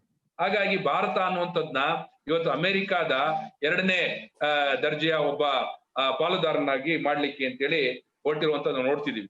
ಸೊ ಅದ್ರ ಮೂಲಕ ಇವತ್ತು ಭಾರತದ ಆರ್ಥಿಕತೆಯನ್ನ ಕಾರ್ಪೊರೇಟ್ ಲೂಟಿಗೆ ಅಥವಾ ಜಾಗತಿಕ ಹಣಕಾಸು ಬಂಡವಾಳಕ್ಕೆ ತೆರೆದು ಬಿಡೋದ್ರ ಮೂಲಕ ಅದ್ರ ಮೂಲಕ ಲೂಟಿಗೆ ಅನುವು ಮಾಡ್ಕೊಡ್ತಿದ್ದಾರೆ ಅನ್ನೋದನ್ನ ನಾವು ನೋಡ್ಬೇಕು. ಅದೇ ರೀತಿಯಲ್ಲಿ ಅಮೆರಿಕದ ಮಿಲಿಟರಿ ಜೊತೆ ಅವ್ರು ಮಾಡ್ಕೊಳ್ಳಿಕ್ಕೆ ಹೊರಟಿರ್ತಕ್ಕಂಥ ಏನು ಸೈನಿಕ ಒಪ್ಪಂದಗಳಿದಾವೆ. ಅವರು ಇಂಡೋನೇಷಿಯನ್ ನಲ್ಲಿ ಮಾಡ್ತಿರ್ತಕ್ಕಂಥ ಜಂಟಿ ಏನು ಕವಾಯತನ್ನ ಏನ್ ಮಾಡ್ತಿದ್ದಾರೆ, ನೇವಿಯ ಕವಾಯತನ್ನ ಅನ್ನುವಂಥದ್ದು ಕೂಡ ನಾವು ನೋಡ್ಬೇಕಾಗ್ತದೆ. ಸೊ ಹಿಂಗೆ ಈ ಅಮೆರಿಕ ಜೊತೆ ಇವರ ಸಹಭಾಗಿತ್ವ ಅಥವಾ ಇವರ ಅದರ ಪಾಲುದಾರನಾಗ್ಲಿಕ್ಕೆ ಕೊಟ್ಟಿರುವಂತ ಪರಿಣಾಮವಾಗಿ ನಮ್ಮ ನೆರೆಹೊರೆಯ ಎಲ್ಲಾ ರಾಷ್ಟ್ರಗಳ ಜೊತೆನೂ ಕೂಡ ನಮ್ಮ ಸಂಬಂಧಗಳು ಅತ್ಯಂತ ಕೆಳಮಟ್ಟಕ್ಕೆ ಇತಿಹಾಸದಲ್ಲಿ ಬಂದ್ ನಿಂತಿದ್ದಾವೆ ಅನ್ನೋದು ನೋಡ್ಬೇಕಾಗ್ತದೆ. ಭೂತಾನ್ ಇರ್ಬೋದು, ನೇಪಾಲ್ ಇರ್ಬೋದು, ಬಾಂಗ್ಲಾದೇಶ್ ಇರ್ಬೋದು, ಅಥವಾ ಮಾಲೆ ಅನ್ನುವಂಥ ದೇಶ ಇರ್ಬೋದು, ಎಲ್ಲರ ಜೊತೆನೂ ಕೂಡ ನಮ್ಮ ಸಂಬಂಧಗಳನ್ನ ನಮ್ಮ ದೇಶದ ಸರ್ಕಾರ ಕೆಡಿಸ್ಕೊಂಡಿದೆ ಅನ್ನೋದು ನೋಡ್ಬೇಕಾಗ್ತದೆ. ಇರಾನ್ ಜೊತೆ ಏನು ಒಪ್ಪಂದ ಆಗಿತ್ತು, ಯಾವ ಒಪ್ಪಂದದ ಬಗ್ಗೆ ನರೇಂದ್ರ ಮೋದಿ ಅವರೇ ಬಹಳ ದೊಡ್ಡ ರೀತಿಯಲ್ಲಿ ಬಡಾಯಿಯನ್ನ ಕುಚ್ಕೊಂಡಿದ್ರು, ಆ ಒಪ್ಪಂದವನ್ನ ಇವತ್ತು ಇರಾನ್ ರದ್ದು ಮಾಡಿದೆ ಅನ್ನುವಂಥದ್ದು ಕೂಡ ನಾವು ನೋಡ್ಬೇಕಾಗ್ತದೆ. ಅದೇ ರೀತಿ ಶ್ರೀಲಂಕಾ ಜೊತೆ ಸಂಬಂಧ ಏನಾಗಿದೆ ಅನ್ನೋದು ನೋಡ್ತಿದ್ದೀವಿ. ಚೈನಾ ಜೊತೆ ಅವರು ಕೊಟ್ಟಂತ ಹೇಳಿಕೆ ಏನು, ಆಮೇಲೆ ಮಾಡ್ತಿರುವಂತದ್ದೇನು, ನಾವಂತೂ ಹೇಳಿದ್ವಿ ಚೈನಾ ಜೊತೆ ಇರ್ಲಿ, ಬೇರೆ ಯಾರ ಜೊತೆನೇ ಇರ್ಲಿ, ಎಲ್ಲಾ ಸಮಸ್ಯೆಗಳನ್ನು ಕೂಡ ಮಾತುಕತೆ ಮೂಲಕ ಬಗೆಹರಿಸ್ಕೊಳ್ಬೇಕು ಅಂತ. ಆ ಮಾತುಕತೆ ಮೂಲಕ ಬಗೆಹರಿಸ್ಕೊಳ್ಬೇಕು ಅಂತ ನಾವ್ ಹೇಳುವಾಗ ಅವ್ರು ಹೇಳಿದ್ದು ಏನಪ್ಪಾ ಅಂತ ಹೇಳಿದ್ರೆ, ನಮ್ಮ ಭಾರತದೊಳಗಡೆ ಯಾರು ಕೂಡ ಒಳ ನುಸುಳಿಲ್ಲ ಅಂತ. ಆದ್ರೆ ಈಗ ಮಾತುಕತೆ ನಡೀತಾ ಇದೆ, ಅವ್ರು ವಾಪಸ್ಸು ಹೋಗ್ಲಿಕ್ಕೆ ಅಂತ ಹೇಳೋದ್ರ ಮೂಲಕ ಅವ್ರು ಹೇಳ್ತಿದ್ದಾರೆ. ಅಂದ್ರೆ ಅರ್ಥ ಏನು ಅಂದ್ರೆ, ಒಟ್ಟಾರೆಯಾಗಿ ಇವತ್ತು ಅಮೆರಿಕನ್ ಸಾಮ್ರಾಜ್ಯಶಾಹಿಯ ಜೊತೆ ಪಾಲುದಾರನಾಗ್ಲಿಕ್ಕೆ ಹೋಗಿ, ಕಿರಿಯ ಪಾಲುದಾರನಾಗ್ಲಿಕ್ಕೆ ಹೋಗ್ಬಿಟ್ಟು ಇವತ್ತು ನಮ್ಮ ನೆರೆಹೊರೆ ಎಲ್ಲಾ ದೇಶಗಳ ಜೊತೆನೂ ಕೂಡ ನಮ್ಮ ಸಂಬಂಧಗಳನ್ನ ಕೆಡಿಸ್ಕೊಳ್ಳುವಂತ, ಹದಗೆಡಿಸುವಂತ ಮಟ್ಟಕ್ಕೆ ಈ ಬಿಜೆಪಿ ಸರ್ಕಾರ ಹೊರಟಿದೆ ಅನ್ನುವಂಥದ್ದನ್ನ ನಾವು ನೋಡ್ಬೇಕು. Translation over comrade. Yes.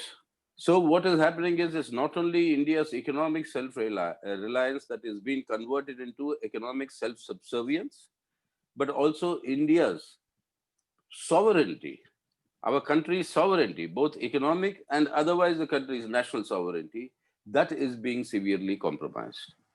So in this situation, what is the alternative that we are proposing for economy and which is perfectly feasible, as I said earlier? That alternative is that what is required today is a much higher level of state investments, that is public investments, to build India's much needed infrastructure. There is no dearth of resources in our country. There is no shortage of resources.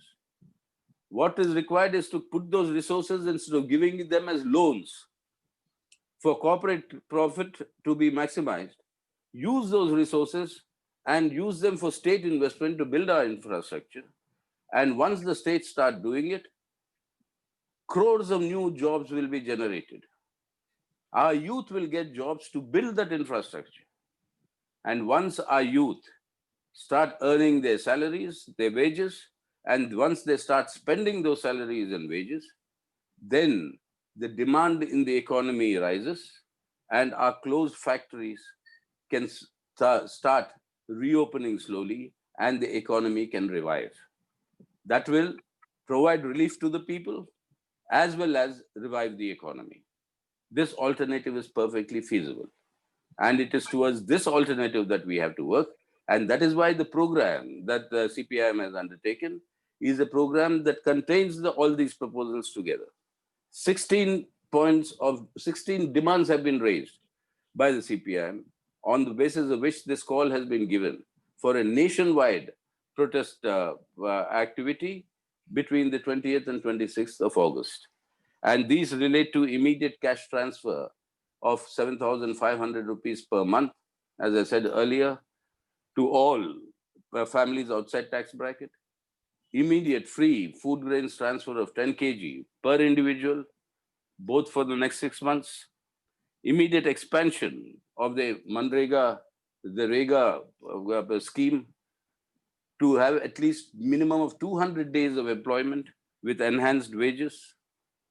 Promulgate a new legislation for Urban Employment Guarantees Act and announce unemployment allowance to all those who are not in employment today. This is the minimum that is required to provide relief for the people. And strengthen your Interstate Migrant Labor Act, provide them relief, you record them, give them their rights. And importantly, in the pandemic, increase your public spending on public health, central government spending to at least 3% of our GDP, is now less than 1% of our GDP.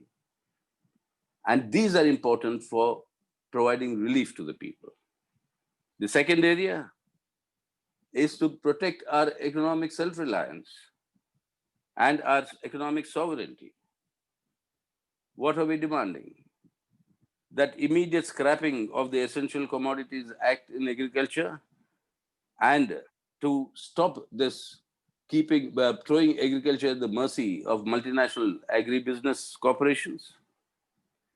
Withdraw all proposals to abolish, amend, suspend the existing labor laws.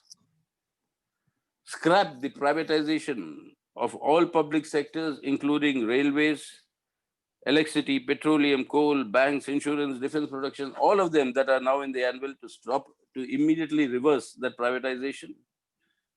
And in this particular situation, create a self-reliant economy by increasing massively your public investments.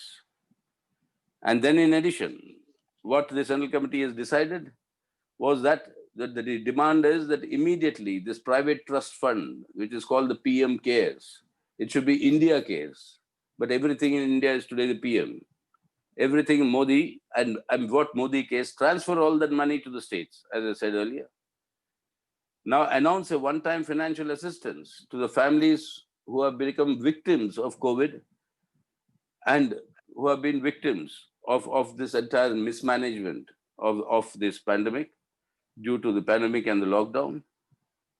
And in terms of social justice, we have said strictly implement reservations of SC, STs and OBCs and disabled, fill up all backlog posts, punish the perpetrators of growing caste violence against Dalits, domestic and sexual violence against women, and exploitation of the tribals.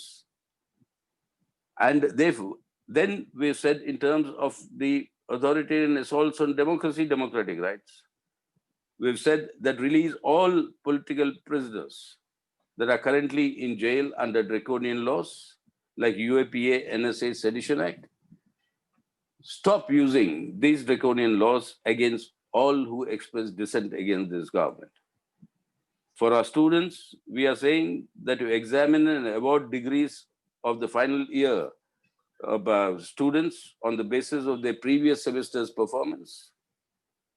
And we are saying withdraw the environment impact assessment 2020, as I explained, which is only paving the way for loot, and immediately release all those who have been detained since August 2019 in Jammu and Kashmir, restore full communications and allow free movement of people, and restore the statehood of Jammu and Kashmir.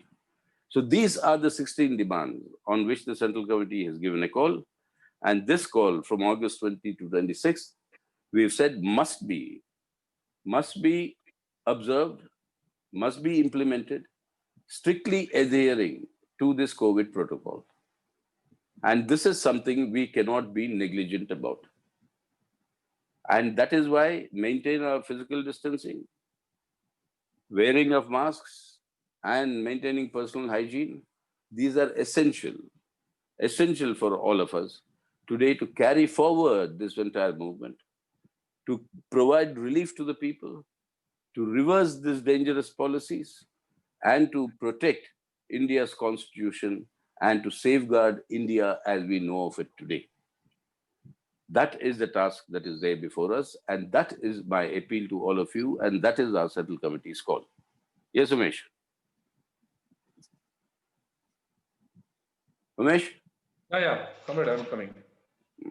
ಒಂದು ಈ ರೀತಿಯಾದಂತ ಆರ್ಥಿಕ ಸ್ವಾವಲಂಬನೆಯನ್ನು ನಾವು ಸಾಧಿಸುವಾಗ ಅದು ಯಾವುದೇ ಕಾರಣಕ್ಕೆ ಆಗಲಿ ಸ್ವ ಅಡಿಯಾಳತನಕ್ಕೆ ಅವಕಾಶ ಮಾಡಿಕೊಡ್ಬಾರ್ದು ಅನ್ನೋಂಥದ್ದು ನಾವು ಹೇಳ್ತೀವಿ. ಸೊ ಅದಕ್ಕೆ ಪ್ರಮುಖವಾಗಿರುವಂತದ್ದು ನಮ್ಮ ಸಾರ್ವಭೌಮತೆಯನ್ನ ನಾವು ರಕ್ಷಣೆ ಮಾಡ್ಕೊಳ್ಬೇಕಾಗ್ತದೆ. ಆರ್ಥಿಕ ಸಾರ್ವಭೌಮತೆಯನ್ನು ನಾವು ರಕ್ಷಣೆ ಮಾಡ್ಕೊಳ್ಳಿಲ್ಲ ಅಂತ ಹೇಳಿದ್ರೆ, ಉಳಿಸ್ಕೊಳ್ಳಿಲ್ಲ ಅಂತ ಹೇಳಿದ್ರೆ ಈ ಸ್ವ ಅಡಿಯಾಳತನ ಹೆಚ್ಚಾಗ್ತದೆ ಅನ್ನುವಂಥದ್ದು ಕೂಡ ನಾವು ಗಮನಿಸಬೇಕಾಗ್ತದೆ. ಸೊ ಇಂಥ ಒಂದು ಸಂದರ್ಭದಲ್ಲಿ ನಾವು ಪರ್ಯಾಯವನ್ನ ಕೇಳ್ತಾ ಇದ್ದೀವಿ. ಏನ್ ಪರ್ಯಾಯವನ್ನು ಕೇಳ್ತಾ ಇದ್ದೀವಿ? CPM ಪಕ್ಷ ಹೇಳ್ತಿರುವಂತ ಪರ್ಯಾಯದಲ್ಲಿ ಪ್ರಥಮವಾದಂತ ಅಂಶ ಇರುವಂತದ್ದು ಏನಪ್ಪಾ ಅಂದ್ರೆ, ಸರ್ಕಾರ ಅಥವಾ ಪ್ರಭುತ್ವ ದೊಡ್ಡ ರೀತಿಯಾದಂತ ಹೂಡಿಕೆಯನ್ನ ಮಾಡ್ಬೇಕು, ದೊಡ್ಡ ರೀತಿಯಾದಂತ ಸಾರ್ವಜನಿಕ ಹೂಡಿಕೆಯನ್ನ ಮಾಡ್ಬೇಕು. ಆ ಮೂಲಕ ಏನು ಮೂಲಭೂತ ಸೌಕರ್ಯಗಳನ್ನ ಉತ್ತಮಪಡಿಸುವಂತ ಕೆಲಸವನ್ನ ಮಾಡ್ಬೇಕು. ನಮ್ಮ ಹತ್ರ ಹೂಡಿಕೆ ಮಾಡ್ಲಿಕ್ಕೆ ಹಣ ಇಲ್ಲ ಅನ್ನೋ ಪ್ರಶ್ನೆ ಇಲ್ಲ. ಇರುವಂತ ಎಲ್ಲ ಸಂಪನ್ಮೂಲವನ್ನು ಕೂಡ ನಾವು ಕ್ರೋಢೀಕರಿಸುವಂತ ಕೆಲಸವನ್ನ ಮಾಡ್ಬೇಕಾಗ್ತದೆ. ಆ ಕ್ರೋಢೀಕರಿಸುವಂತ ಕೆಲಸವನ್ನ ಮಾಡೋದ್ರ ಮೂಲಕ ನಮ್ಮ ಆರ್ಥಿಕ ಮೂಲಭೂತ ಸೌಕರ್ಯಗಳನ್ನ ಉತ್ತಮಪಡಿಸಲಿಕ್ಕೆ ಆ ಹೂಡಿಕೆಯನ್ನ ಮಾಡಕ್ ಸಾಧ್ಯ ಆದ್ರೆ ಅದ್ರ ಮೂಲಕ ನಮ್ಗೆ ಯುವ ಜನರಿಗೆ ಕೆಲಸ ಸಿಗ್ತದೆ. ಯುವ ಜನರಿಗೆ ಕೆಲಸ ಸಿಕ್ಕಿದ್ರೆ ವೇತನ ಸಿಗ್ತದೆ. ಒಮ್ಮೆ ವೇತನ ಸಿಕ್ಕಿದ ಮೇಲೆ ಜನರ ಹತ್ರ ಕೊಳ್ಳೋ ಶಕ್ತಿ ಬಂದ ಮೇಲೆ ಆ ನಂತರ ಆರ್ಥಿಕತೆ ಮತ್ತೆ ಹಳಿಗೆ ಬರ್ತದೆ. ಆ ಮೂಲಕ ನಿಧಾನಕ್ಕೆ ಯಾವೆಲ್ಲ ಮುಚ್ಚಿರುವಂತ ಕಾರ್ಖಾನೆಗಳು ಕೂಡ ಪ್ರಾರಂಭ ಆಗ್ಲಿಕ್ಕೆ ಅವಕಾಶ ಆಗ್ತದೆ ಅನ್ನುವಂತ ನಾವು ನೋಡ್ಬೇಕಾಗ್ತದೆ. ಸೊ ಇದನ್ನ ನಾವು ಮಾಡ್ಬೇಕಾಗ್ತದೆ. ಇದನ್ನ ಮಾಡ್ಬೇಕು ಅನ್ನುವಂತ ಒತ್ತಾಯವನ್ನ ನಾವಿವತ್ತು ಕೇಂದ್ರ ಸರ್ಕಾರದಲ್ಲಿ ಮಾಡ್ತಿದ್ದೀವಿ. ಅದ್ರ ಜೊತೆಗೇನೆ ಇದಕ್ಕಾಗಿನೇ ಈ ಒತ್ತಾಯಕ್ಕೋಸ್ಕರನೇ ನಾವು ರಾಷ್ಟ್ರಾದ್ಯಂತ ಈ ಹೋರಾಟವನ್ನ ಅಥವಾ ಪ್ರತಿಭಟನೆಯನ್ನ ವಾರಾಚರಣೆಯನ್ನ ಹಮ್ಮಿಕೊಂಡಿದ್ವಿ. ಆ ವಾರಾಚರಣೆ ಮೂಲಕ ಈ ರೀತಿಯಾದಂತ ಒಂದು ಪ್ರಧಾನವಾದಂತ ಅಂಶದ ಜೊತೆ ನಾವು ಕೇಳ್ತಿರೋದೇನು, ನೇರ ನಗದು ವರ್ಗಾವಣೆಯನ್ನ ಮಾಡಿ ಜನರ ಕೈಗೆ ಕೊಳ್ಳೋ ಶಕ್ತಿಯನ್ನ ಕೊಡಿ ಅಂತ. ಕನಿಷ್ಠ 7,500 ರೂಪಾಯಿ ಮುಂದಿನ 6 ತಿಂಗಳು ಪ್ರತಿಯೊಂದು ಆದಾಯ ತೆರಿಗೆಯಿಂದ ಆಚೆ ಇರ್ತಕ್ಕಂಥ ಕುಟುಂಬಗಳಿಗೆ ಕೊಡಬೇಕು. ಪ್ರತಿಯೊಬ್ಬರಿಗೂ ಕೂಡ 10 kg ಆಹಾರ ಧಾನ್ಯವನ್ನ ಉಚಿತವಾಗಿ ವಿತರಣೆ ಮಾಡಬೇಕು. ಮತ್ತೆ ಗ್ರಾಮೀಣ ಉದ್ಯೋಗ ಖಾತ್ರಿ ಯೋಜನೆ ಏನಿದೆ, ಆ ಗ್ರಾಮೀಣ ಉದ್ಯೋಗ ಖಾತ್ರಿ ಯೋಜನೆಯ 100 ದಿನಗಳ ವಾರ್ಷಿಕ ಕೆಲಸವನ್ನ ಈಗ 200 ದಿನಗಳಿಗೆ ಹೆಚ್ಚಳ ಮಾಡಬೇಕು. ಅದರ ವೇತನವನ್ನು ಕೂಡ ಹೆಚ್ಚಳ ಮಾಡಬೇಕು. ಈ ಗ್ರಾಮೀಣ ಉದ್ಯೋಗ ಖಾತ್ರಿ ಯೋಜನೆ ಅನ್ನುವಂಥದ್ದೇ ನಾವು ನಗರ ಪ್ರದೇಶಗಳು ಕೂಡ ನಗರ ಉದ್ಯೋಗ ಖಾತ್ರಿ ಯೋಜನೆಗೆ ವಿಸ್ತರಣೆ ಮಾಡಬೇಕು. ನಿರುದ್ಯೋಗ ಭತ್ಯೆಗಳನ್ನ ಕೊಡ್ಲಿಕ್ಕೆ ಆಗ್ಬೇಕು ಅನ್ನುವಂತ ಅಂಶವನ್ನ ಹೇಳ್ತಾ ಇದ್ವಿ. ಸೊ ಈ ಮೂಲಕ ಒಂದ್ ಅಂಶವನ್ನು ಹೇಳುವಾಗಲೇ ಎರಡನೇ ಅಂಶ ಇನ್ನೊಂದು ನಾವು ಹೇಳ್ತಿರುವಂತದ್ದು, ಕೋವಿಡ್ ಎಲ್ಲ ಈ ಸಂದರ್ಭ ಹಿನ್ನೆಲೆಯಲ್ಲಿ ಮತ್ತೆ ಜನರ ಆರೋಗ್ಯದ ದೃಷ್ಟಿಯಿಂದ ಇವತ್ತು ಆರೋಗ್ಯದ ಕ್ಷೇತ್ರದ ಮೇಲೆ ಸರ್ಕಾರ ಮಾಡ್ತಿರ್ತಕ್ಕಂಥ ಖರ್ಚು ಏನಿದೆ, ಆ ಖರ್ಚನ್ನ ಕನಿಷ್ಠ GDPಯ 3% ಹೆಚ್ಚಳ ಮಾಡಬೇಕು ಅಂತ. ಈಗ ಕನಿಷ್ಠ 1% ಕೂಡ ಅವ್ರು ಖರ್ಚು ಮಾಡ್ತಿಲ್ಲ. ಆ ರೀತಿ ಹೆಚ್ಚಳ ಮಾಡೋದ್ರ ಮೂಲಕ ಆರೋಗ್ಯದ ಸಾರ್ವತ್ರೀಕರಣಕ್ಕೆ ಅಥವಾ ಸಾರ್ವಜನಿಕ ಆರೋಗ್ಯವನ್ನ ಒದಗಿಸಲಿಕ್ಕೆ ಅವಕಾಶ ಆಗ್ತದೆ ಅಂತ. ಈ ರೀತಿ ನಾವು ಆರ್ಥಿಕ ಸ್ವಾವಲಂಬನೆಯನ್ನು ಸಾಧಿಸಬೇಕು. ಆರ್ಥಿಕ ಸ್ವಾವಲಂಬನೆಯನ್ನು ಸಾಧಿಸ್ತಾ ನಾವು ನಮ್ಮ ಸಾರ್ವಭೌಮತೆಯನ್ನು ಕೂಡ ರಕ್ಷಣೆ ಮಾಡ್ಕೊಳ್ಬೇಕು ಅಂತ ಹೇಳಿ ನಾವು ಕೇಳ್ತೀವಿ. ಆದ್ರೆ ಸರ್ಕಾರ ಮಾಡಿಕೊಳ್ತಿರುವಂತದ್ದು ಅವರು ಇನ್ನೊಂದು ಅವಶ್ಯಕ ವಸ್ತುಗಳ ಕಾಯ್ದೆ ತಿದ್ದುಪಡಿ ಮಾಡಿಕೊಟ್ಟಿದ್ದಾರೆ. ಅವಶ್ಯಕ ವಸ್ತುಗಳ ಕಾಯ್ದೆ ತಿದ್ದುಪಡಿ ಮಾಡಿ ಬಹುರಾಷ್ಟ್ರೀಯ ಕಂಪನಿಗಳಿಗೆ ಇವತ್ತು ಮಣೆ ಹಾಕುವಂತ ಕೆಲಸವನ್ನು ಮಾಡ್ತಿದ್ದಾರೆ. ಅದರಿಂದಾಗಿ ನಮ್ಮ ರೈತರ ಉತ್ಪನ್ನಗಳನ್ನ ಇವತ್ತು ಬಹುರಾಷ್ಟ್ರೀಯ ಕಂಪನಿಗಳ ಹಿಡಿತಕ್ಕೆ ಕೊಡ್ತಾರೆ. ಮತ್ತೆ ಆ ಮೂಲಕ ಈ ನಮ್ಮ ದೇಶದ ಅಗತ್ಯಗಳು ಇಲ್ದಂಗೆ ಆಗ್ತದೆ ಅನ್ನುವಂಥದ್ದು ನಾವು ನೋಡ್ತೀವಿ. ಅದೇ ರೀತಿ ಕಾರ್ಮಿಕ ಕಾನೂನುಗಳನ್ನ ಬದಲಾವಣೆ ಮಾಡಿಕೊಟ್ಟಿರುವಂತದ್ದನ್ನ ತಡಿಬೇಕು ಅಂತ ಹೇಳ್ತೀವಿ. ಅದೆಲ್ಲವನ್ನು ಬದಲಾಯಿಸ್ಕೊಳ್ಬೇಕು ನೀವು ಅಂತ ಹೇಳ್ಬಿಟ್ಟು ಹೇಳ್ತೀವಿ. ಖಾಸಗೀಕರಣವನ್ನ ನೀವೇನ್ ಮಾಡ್ಲಿಕ್ಕೆ ಕೊಟ್ಟಿದ್ರಿ, ಆ ಎಲ್ಲ ಖಾಸಗೀಕರಣವನ್ನು ನಿಲ್ಲಿಸಬೇಕು ಅನ್ನೋಂಥದ್ದು ಕೇಳ್ತಿದ್ವಿ. ಹಾಗಾಗಿ ಇವತ್ತು ಸ್ವಾವಲಂಬನೆ ಅಂತ ಹೇಳಿದ್ರೆ ಸಾರ್ವಜನಿಕ ಹೂಡಿಕೆಯನ್ನ ಹೆಚ್ಚಳ ಮಾಡುವಂಥದ್ದು ಅನ್ನುವಂಥದ್ದನ್ನೇ ನಾವು ಹೇಳ್ತಿರುವಂತ ಸ್ವಾವಲಂಬನೆಯಲ್ಲಿ ಇರುವಂಥದ್ದು. ಆದ್ರೆ ಅವರು ಅದಕ್ಕೆ ವಿರುದ್ಧವಾದಂತಹ ರೀತಿಯಲ್ಲಿ ನಡ್ಕೊತಿದ್ದಾರೆ ಅನ್ನೋದು ನಾವು ಕೇಳ್ತಿದ್ವಿ. ಅದೇ ರೀತಿಯಲ್ಲಿ ಪ್ರಧಾನ ಮಂತ್ರಿಗಳ ಕೇರ್ ಅಂತ ಏನಿದೆ, PM ಕೇರ್ಸ್ ಅನ್ನುವಂಥದ್ದು, ಅದು PM ಬದಲಾಗಿ ಇಂಡಿಯಾ ಕೇರ್ಸ್ ಆಗ್ಬೇಕು, ಭಾರತ ಕೇರ್ ಮಾಡ್ತಿದೆ ಅನ್ನೋದು. ಅಲ್ಲಿರ್ತಕ್ಕಂಥ ಹಣವನ್ನ ಏನ್ ನೀವು ಅಲ್ಲಿ ಶೇಖರಣೆ ಮಾಡಿ ಇಟ್ಕೊಂಡಿದ್ರಿ, ಆ ಎಲ್ಲ ಹಣವನ್ನು ಕೂಡ ರಾಜ್ಯಗಳಿಗೆ ನೀವು ವರ್ಗಾವಣೆ ಮಾಡಬೇಕು ತುರ್ತಾಗಿ ಅಂತ ಹೇಳ್ತೀವಿ. ಮತ್ತೆ ಸಾಮಾಜಿಕ ನ್ಯಾಯಕ್ಕಾಗಿ ಎಲ್ಲ ಈ ಮೀಸಲಾತಿಯ ಹುದ್ದೆಗಳನ್ನ ಭರ್ತಿ ಮಾಡಬೇಕು, ಹಿಂದೆ ಬಾಕಿ ಇದ್ದಂತ ಬ್ಯಾಕ್ಲಾಗ್ ಗಳನ್ನು ಹುದ್ದೆ ಭರ್ತಿ ಮಾಡಬೇಕು ಅಂತ ಹೇಳ್ತೀವಿ. ಸೊ ಈ ರೀತಿ ಅನೇಕ ಬೇಡಿಕೆಗಳನ್ನ ನಾವು ಇಟ್ಕೊಂಡು ಈ ಒಂದು ವಾರಾಚರಣೆಯನ್ನ, ಈ ರಾಷ್ಟ್ರವ್ಯಾಪಿ ಕಾರ್ಯಾಚರಣೆಗೆ ನಾವು ಕರೆ ಕೊಟ್ಟಿದ್ದೇವೆ. ಅದರಲ್ಲಿ ಒಟ್ಟು 16 ಅಂಶಗಳ ಬೇಡಿಕೆಗಳಿಗಾಗಿ ಇದನ್ನ ಮಾಡ್ತಿದೀವಿ. ಇದ್ರ ಜೊತೆಗೇನೆ ಇನ್ನೊಂದು ಅಂಶವನ್ನ ನಾವ್ ಹೇಳ್ತಿರೋದು ಏನಪ್ಪಾ ಅಂತ ಹೇಳಿದ್ರೆ, ಈ ಸಾಂಕ್ರಾಮಿಕವನ್ನ ಎದುರಿಸಲಿಕ್ಕಾಗಿ ಅದು ವಿಪತ್ತು ನಿರ್ವಹಣಾ ಕಾಯ್ದೆಯ ವ್ಯಾಪ್ತಿಗೆ ಬರೋದ್ರಿಂದಾಗಿ ಒಂದು ಬಾರಿ ಈ ರೀತಿ ಸೋಂಕಿತರಾಗಿ ಸಂತ್ರಸ್ತರಾಗುವಂತವ್ರಿಗೆ ಒಂದು ಬಾರಿಯ ಒಂದು ಹಣಕಾಸು ನೆರವನ್ನು ಕೂಡ ಕೊಡಬೇಕು ಅಂತೇಳಿ ಒತ್ತಾಯವನ್ನ ಮಾಡ್ತಿದೀವಿ. ಅದೇ ರೀತಿ ಶಿಕ್ಷಣ ರಂಗದಲ್ಲಿ ನೀವು ಆನ್ಲೈನ್ ಪರೀಕ್ಷೆಗಳನ್ನು ಮಾಡೋ ಬದಲು ಹಿಂದೆ ಅವ್ರು ತಗೊಂಡಿರ್ತಕ್ಕಂಥ ಪರೀಕ್ಷೆಯ ಅಂಕಿಗಳ ಆಧರಿಸಿಕೊಂಡು ಅಂತಿಮ ವರ್ಷದಲ್ಲಿರುವಂತವ್ರನ್ನ ನೀವು ತೇರ್ಗಡೆ ಮಾಡಬೇಕು ಅನ್ನುವಂಥದ್ದು ಕೂಡ ನಾವು ಕೇಳ್ತಾ ಇದ್ದೀವಿ. ಅದೇ ರೀತಿ ಜಮ್ಮು ಕಾಶ್ಮೀರದಲ್ಲಿ ಏನು 2019 ಆಗಸ್ಟ್ನಿಂದ ನಿರ್ಬಂಧವನ್ನು ಹೇರಲಾಗಿತ್ತು, ಆ ನಿರ್ಬಂಧವನ್ನು ತೆರವುಗೊಳಿಸಬೇಕು, ಅಲ್ಲಿ ಅವರಿಗೆ ರಾಜ್ಯದ ಸ್ಥಾನಮಾನ ಕೊಡಬೇಕು, ಜೊತೆಗೆ ಅಲ್ಲಿ ಬಂಧಿತರಾದಂತವ್ರನ್ನೆಲ್ಲರೂ ಕೂಡ ನೀವು ಬಿಡುಗಡೆ ಮಾಡಬೇಕು, ಜೊತೆ ಜನರಿಗೆ ಮುಕ್ತವಾದಂತಹ ಹೋರಾಟಕ್ಕೆ ಅವಕಾಶವನ್ನು ಮಾಡಿಕೊಡ್ಬೇಕು ಅನ್ನುವಂಥದ್ದನ್ನ ಕೇಳ್ತಾ ಇದ್ದೀವಿ. ಅದೇ ರೀತಿ ಯಾರನ್ನೆಲ್ಲ ನೀವು ಈ ರಾಜಕೀಯ ಕೈದಿಗಳನ್ನ ಬಂಧಿಸಿದಿರೋ ಅವ್ರನ್ನು ಕೂಡ ಬಿಡುಗಡೆ ಮಾಡಬೇಕು ಅನ್ನುವಂತ ಬೇಡಿಕೆಯನ್ನು ಇಟ್ಟಿದ್ದೀವಿ. ಸೊ ಈ ಎಲ್ಲ ಅಂಶಗಳ ಜೊತೆಗೆ ಪರಿಸರ ಏನು ಪರಿಣಾಮ ಅಂದಾಜು ಅಥವಾ ನಿರ್ಧಾರಣೆ ಅನ್ನುವಂತ ಒಂದು ಅಧ್ಯಾದೇಶವನ್ನು ತಂದಿದ್ದೀವಿ, ಅದನ್ನು ಕೂಡ ವಾಪಸ್ ತಗೊಳ್ಬೇಕು ಅಂತ ಹೇಳಿ ಕೇಳ್ತಿದ್ವಿ.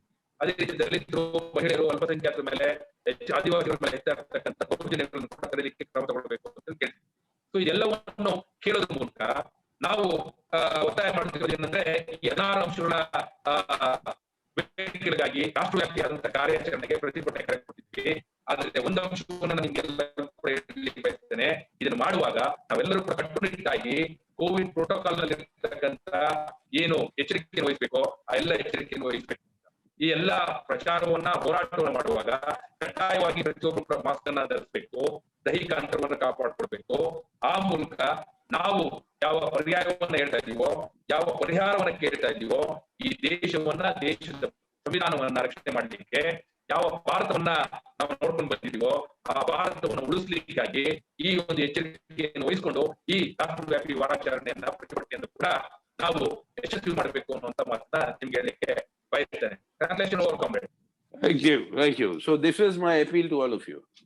My appeal to all of you is, come, let us all together now save our India, save our constitution, save our constitutional foundational pillars, so that we can change India for the better tomorrow.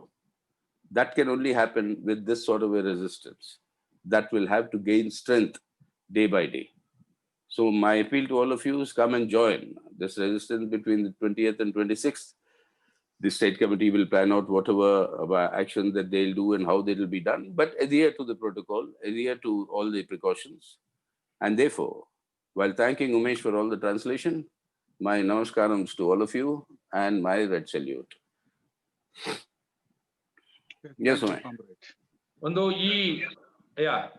ಈ ರೀತಿಯಾದಂತ ಒಂದು ವಾರಾಚರಣೆಯನ್ನು ಮಾಡೋದ್ರ ಮೂಲಕ ನಾವು ಯಾವ ಪ್ರತಿಭಟನಾ ವಾರಾಚರಣೆಗೆ ಸಪ್ತಾಹಕ್ಕೆ ಕರೆ ಕೊಟ್ಟಿದ್ವೋ ಅದ್ರ ಬಗ್ಗೆ ರಾಜ್ಯ ಸಮಿತಿ ನಿರ್ದಿಷ್ಟವಾಗಿ ಇನ್ನೊಂದಿಷ್ಟು ಯೋಜನೆಯನ್ನು ಮಾಡ್ತೇವೆ.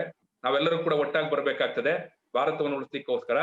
ಭಾರತವನ್ನ ಇವತ್ತಿನ ಈ ಸಂದರ್ಭದಲ್ಲಿ ಉಳಿಸೋದ್ರ ಮೂಲಕ ಭಾರತವನ್ನು ಬದಲಾಯಿಸ್ಲಿಕ್ಕೆ ಬೇಕಾದಂತ ಕೆಲಸಕ್ಕೆ ನಾವು ಮುಂದಾಗಬೇಕಾಗ್ತದೆ ಅನ್ನುವಂತ ಮಾತು ನಾನು ಹೇಳ್ತಾ ನಿಮ್ಮೆಲ್ಲರೂ ಕೂಡ ನಮಸ್ಕಾರಗಳನ್ನ ಹೇಳಿ ನಿಮ್ಮೆಲ್ಲರೂ ಕೂಡ ಕೆಂಪು ವಂದನೆಗಳನ್ನ ಹೇಳಿ ನನ್ನ ಮಾತುಗಳನ್ನ ಮುಗಿಸ್ತೇನೆ. ಧನ್ಯವಾದಗಳು.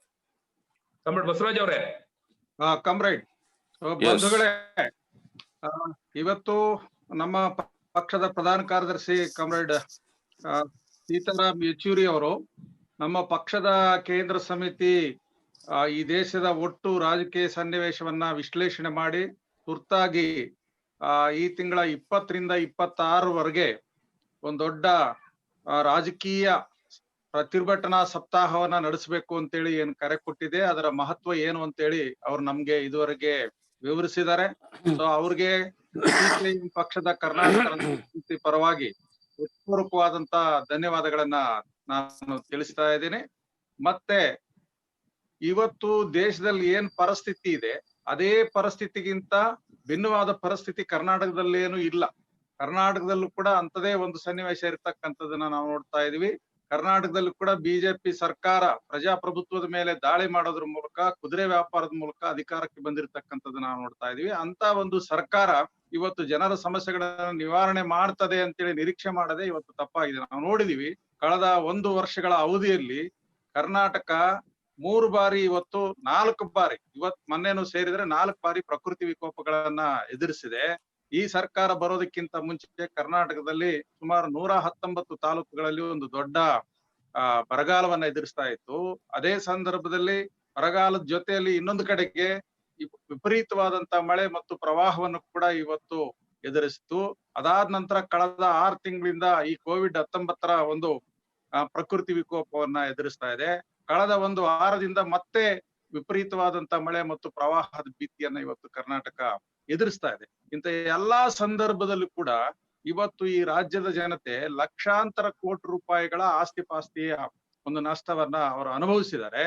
ಆದ್ರೆ ಕರ್ನಾಟಕ ಸರ್ಕಾರ ಆಗ್ಲಿ ಅಥವಾ ಕೇಂದ್ರ ಸರ್ಕಾರ ಆಗ್ಲಿ ಈ ಸಂಕಷ್ಟದಲ್ಲಿರ್ತಕ್ಕಂಥ ಜನರಿಗೆ ಅದು ಯಾವ ಪ್ರಮಾಣದಲ್ಲಿ ಧಾವಿಸಿ ಅವರಿಗೆ ನೆರವು ಕೊಟ್ಟಿದ್ದಾರೆ ಅಂತಕ್ಕಂಥದ್ದು ಅಂಶವನ್ನು ನೋಡಿದ್ರೆ ಈ ಸರ್ಕಾರಕ್ಕೆ ಜನರ ಬಗ್ಗೆ ನಿಜವಾದಂತ ಕಾಳಜಿ ಇಲ್ಲ ಅಂತಕ್ಕಂಥ ಅಂಶ ಬಹಳ ಸ್ಪಷ್ಟವಾಗಿ ನಮ್ಗೆ ಗೊತ್ತಾಗ್ತದೆ. ಲಕ್ಷಾಂತರ ಕೋಟಿ ರೂಪಾಯಿ ನಷ್ಟ ಆಗಿರುವಾಗ ಕಳೆದ 1 ವರ್ಷದಲ್ಲಿ ಇವರು ಕೊಟ್ಟಂತ ಪರಿಹಾರ, ಘೋಷಣೆ ಮಾಡಿದಂತ ಪರಿಹಾರ ಎಷ್ಟಂದ್ರೆ ಕೇವಲ 5,500 ಕೋಟಿ ರೂಪಾಯಿ. ಅದರಲ್ಲಿ ಕೇಂದ್ರ ಸರ್ಕಾರ ಕೊಟ್ಟಿರ್ತಕ್ಕಂಥದ್ದು 1,500 ಕೋಟಿ ರೂಪಾಯಿ ಮಾತ್ರವೇ ಅಂತಕ್ಕಂಥ ಅಂಶವನ್ನ ನಾವು ಗಮನಿಸಿದರೆ ಇವು ಸಂಕಷ್ಟದಲ್ಲಿ ಅವರು ಬಿಡೋದಕ್ಕೆ ಪ್ರಯತ್ನ ಮಾಡಿದರ ಹೊರತಾಗಿ ಜನರನ್ನು ಸಂಕಷ್ಟದಿಂದ ಹೊರಗಡೆ ತರುವಂತ ಪ್ರಯತ್ನ ಮಾಡ್ಲಿಲ್ಲ. ಜನ ಹೆಚ್ಚು ಸಂಕಷ್ಟಕ್ಕೊಳಗಾದಷ್ಟು ಅವರ ಆಸ್ತಿ ಪಾಸ್ತಿಗಳನ್ನ ಇವತ್ತು ದೊಡ್ಡ ಪ್ರಮಾಣದಲ್ಲಿ ಶ್ರೀಮಂತರಿಗೆ ಮಾರಾಟ ಮಾಡ್ಕೊಳ್ತಾರೆ.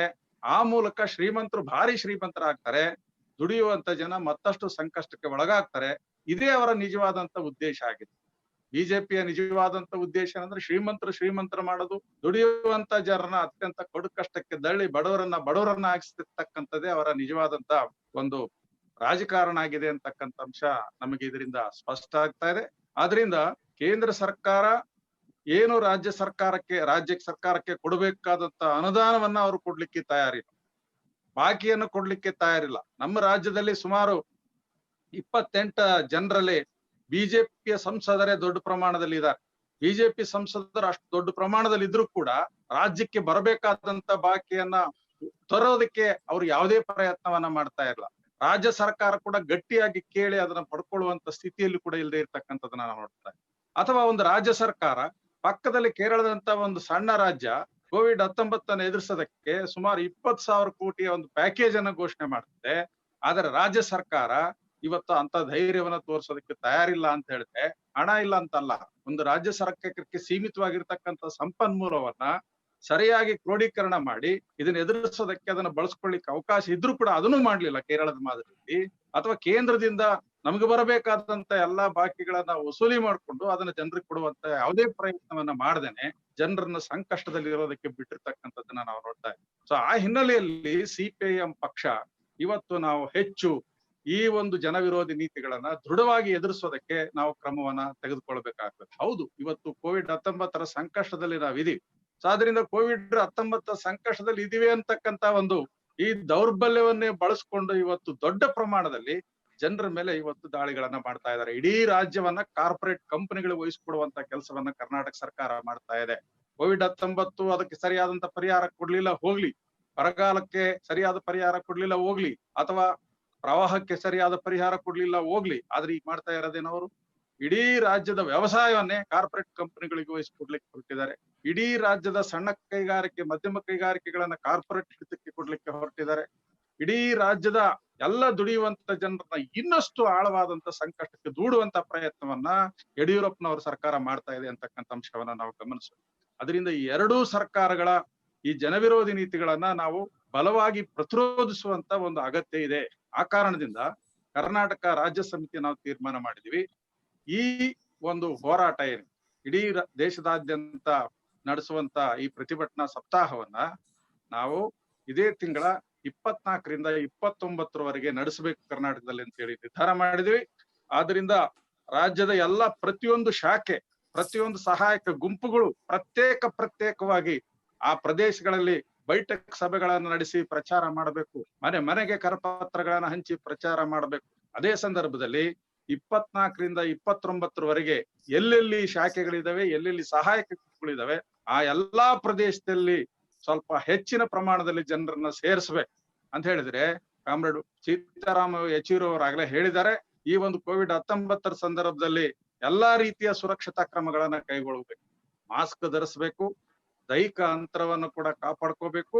ಅದೇ ಸಂದರ್ಭದಲ್ಲಿ ಪ್ರತಿಭಟನೆಯನ್ನು ಕೂಡ ನಾವು ತೀವ್ರವಾಗಿ ಮಾಡಬೇಕಾಗಿದೆ ಅಂತಕ್ಕಂಥದ್ದು. ಸೊ ಆ ರೀತಿಯಲ್ಲಿ ಪ್ರತಿಯೊಂದು ಶಾಖೆ, ಪ್ರತಿಯೊಂದು ಸಹಾಯಕ ಗುಂಪುಗಳು ಕೂಡ ತಮ್ಮನ್ನು ಹೋರಾಟದಲ್ಲಿ ತೊಡಸ್ಕೊಳ್ಬೇಕು. ಈ 24ರಿಂದ 29ರ ಈ ಅವಧಿಯಲ್ಲಿ ಎಲ್ಲಾ ಕಡೆ, ಪ್ರತಿಯೊಂದು ಏರಿಯಾದಲ್ಲಿ ಎಲ್ಲೆಲ್ಲಿ ನಮ್ಮ ಶಾಖೆಗಳಿದಾವೆ, ಎಲ್ಲೆಲ್ಲಿ ನಮ್ಮ ಸಹಾಯಕ ಗುಂಪುಗಳಿದಾವೆ, ಅಥವಾ ಎಲ್ಲೆಲ್ಲಿ ನಮ್ಮ ಬೆಂಬಲಿಗರಿದ್ದಾರೆ, ಅಲ್ಲೆಲ್ಲಾ ಕೂಡ ಇವತ್ತು CPIM ಪಕ್ಷದ ಬಾವುಟವನ್ನು ಹಿಡ್ಕೊಂಡು ಈ ಒಂದು ಪ್ರತಿರೋಧವನ್ನ ಬಲವಾಗಿ ಸಂಘಟಿಸಬೇಕು ಅಂತೇಳಿ ನಾನು ವಿನಂತಿ ಮಾಡ್ತಾ ಇದ್ದೀನಿ. ಸೊ ಅದರ ಪೂರ್ವದಲ್ಲಿ ನಾಳೆಯಿಂದಲೇ ಇವತ್ತು ಕರಪತ್ರಗಳನ್ನು ವಿತರಣೆ ಮಾಡ್ತಕ್ಕಂಥದ್ದು, ಬೈಠಕ್ ಸಭೆಗಳನ್ನು ನಡೆಸ್ತಕ್ಕಂಥದ್ದು, ಅವಕಾಶ ಇದ್ರೆ ಮೈಕ್ ಹಚ್ಚಿ ಪ್ರಚಾರ ಮಾಡ್ತಕ್ಕಂಥದ್ದು, ವಾಹನ ಜಾಥಾ ಮಾಡ್ತಕ್ಕಂಥದ್ದು, ಪಾದಯಾತ್ರೆಗಳನ್ನ ಮಾಡ್ತಕ್ಕಂಥ ಎಲ್ಲಾ ಕ್ರಮಗಳನ್ನ ಅನುಸರಿಸೋದ್ರ ಮೂಲಕ ಇಂಥ ಸಂದರ್ಭದಲ್ಲೂ ಕೂಡ CPIM ಪಕ್ಷ ಮಾತ್ರವೇ ಇವತ್ತು ದುಡಿಯುವ ಜನರ ಜೊತೆಯಲ್ಲಿ ನಿಲ್ತದೆ, ನಾಗರಿಕರ ಜೊತೆಯಲ್ಲಿ ನಿಲ್ತದೆ. ಅವರ ಸಂಕಷ್ಟಕ್ಕೆ ಅದು ಬಾಯಾಗಿರ್ತದೆ, ಅವರ ಸಂಕಷ್ಟಕ್ಕೆ ಪರಿಹಾರವನ್ನ ಅದು ಇವತ್ತು ದೇಶದ ಮುಂದೆ, ರಾಜ್ಯದ ಮುಂದೆ ತರ್ತಾ ಇದೆ ಅಂತಕ್ಕಂಥ ಅಂಶವನ್ನ ನಾವು ತೋರಿಸ್ಬೇಕಾಗಿದೆ. ಅದರಿಂದ CPIM ಪಕ್ಷದ ಎಲ್ಲಾ ಸದಸ್ಯರು ಈ ಒಂದು ಹೋರಾಟದ ಮುಂಚೂಣಿಯಲ್ಲಿ ಇದ್ಕೊಂಡು ಜನರಿಗೆ ಧೈರ್ಯ ಕೊಟ್ಟು ಹೋರಾಟವನ್ನು ಮುನ್ನಡೆಸಬೇಕು.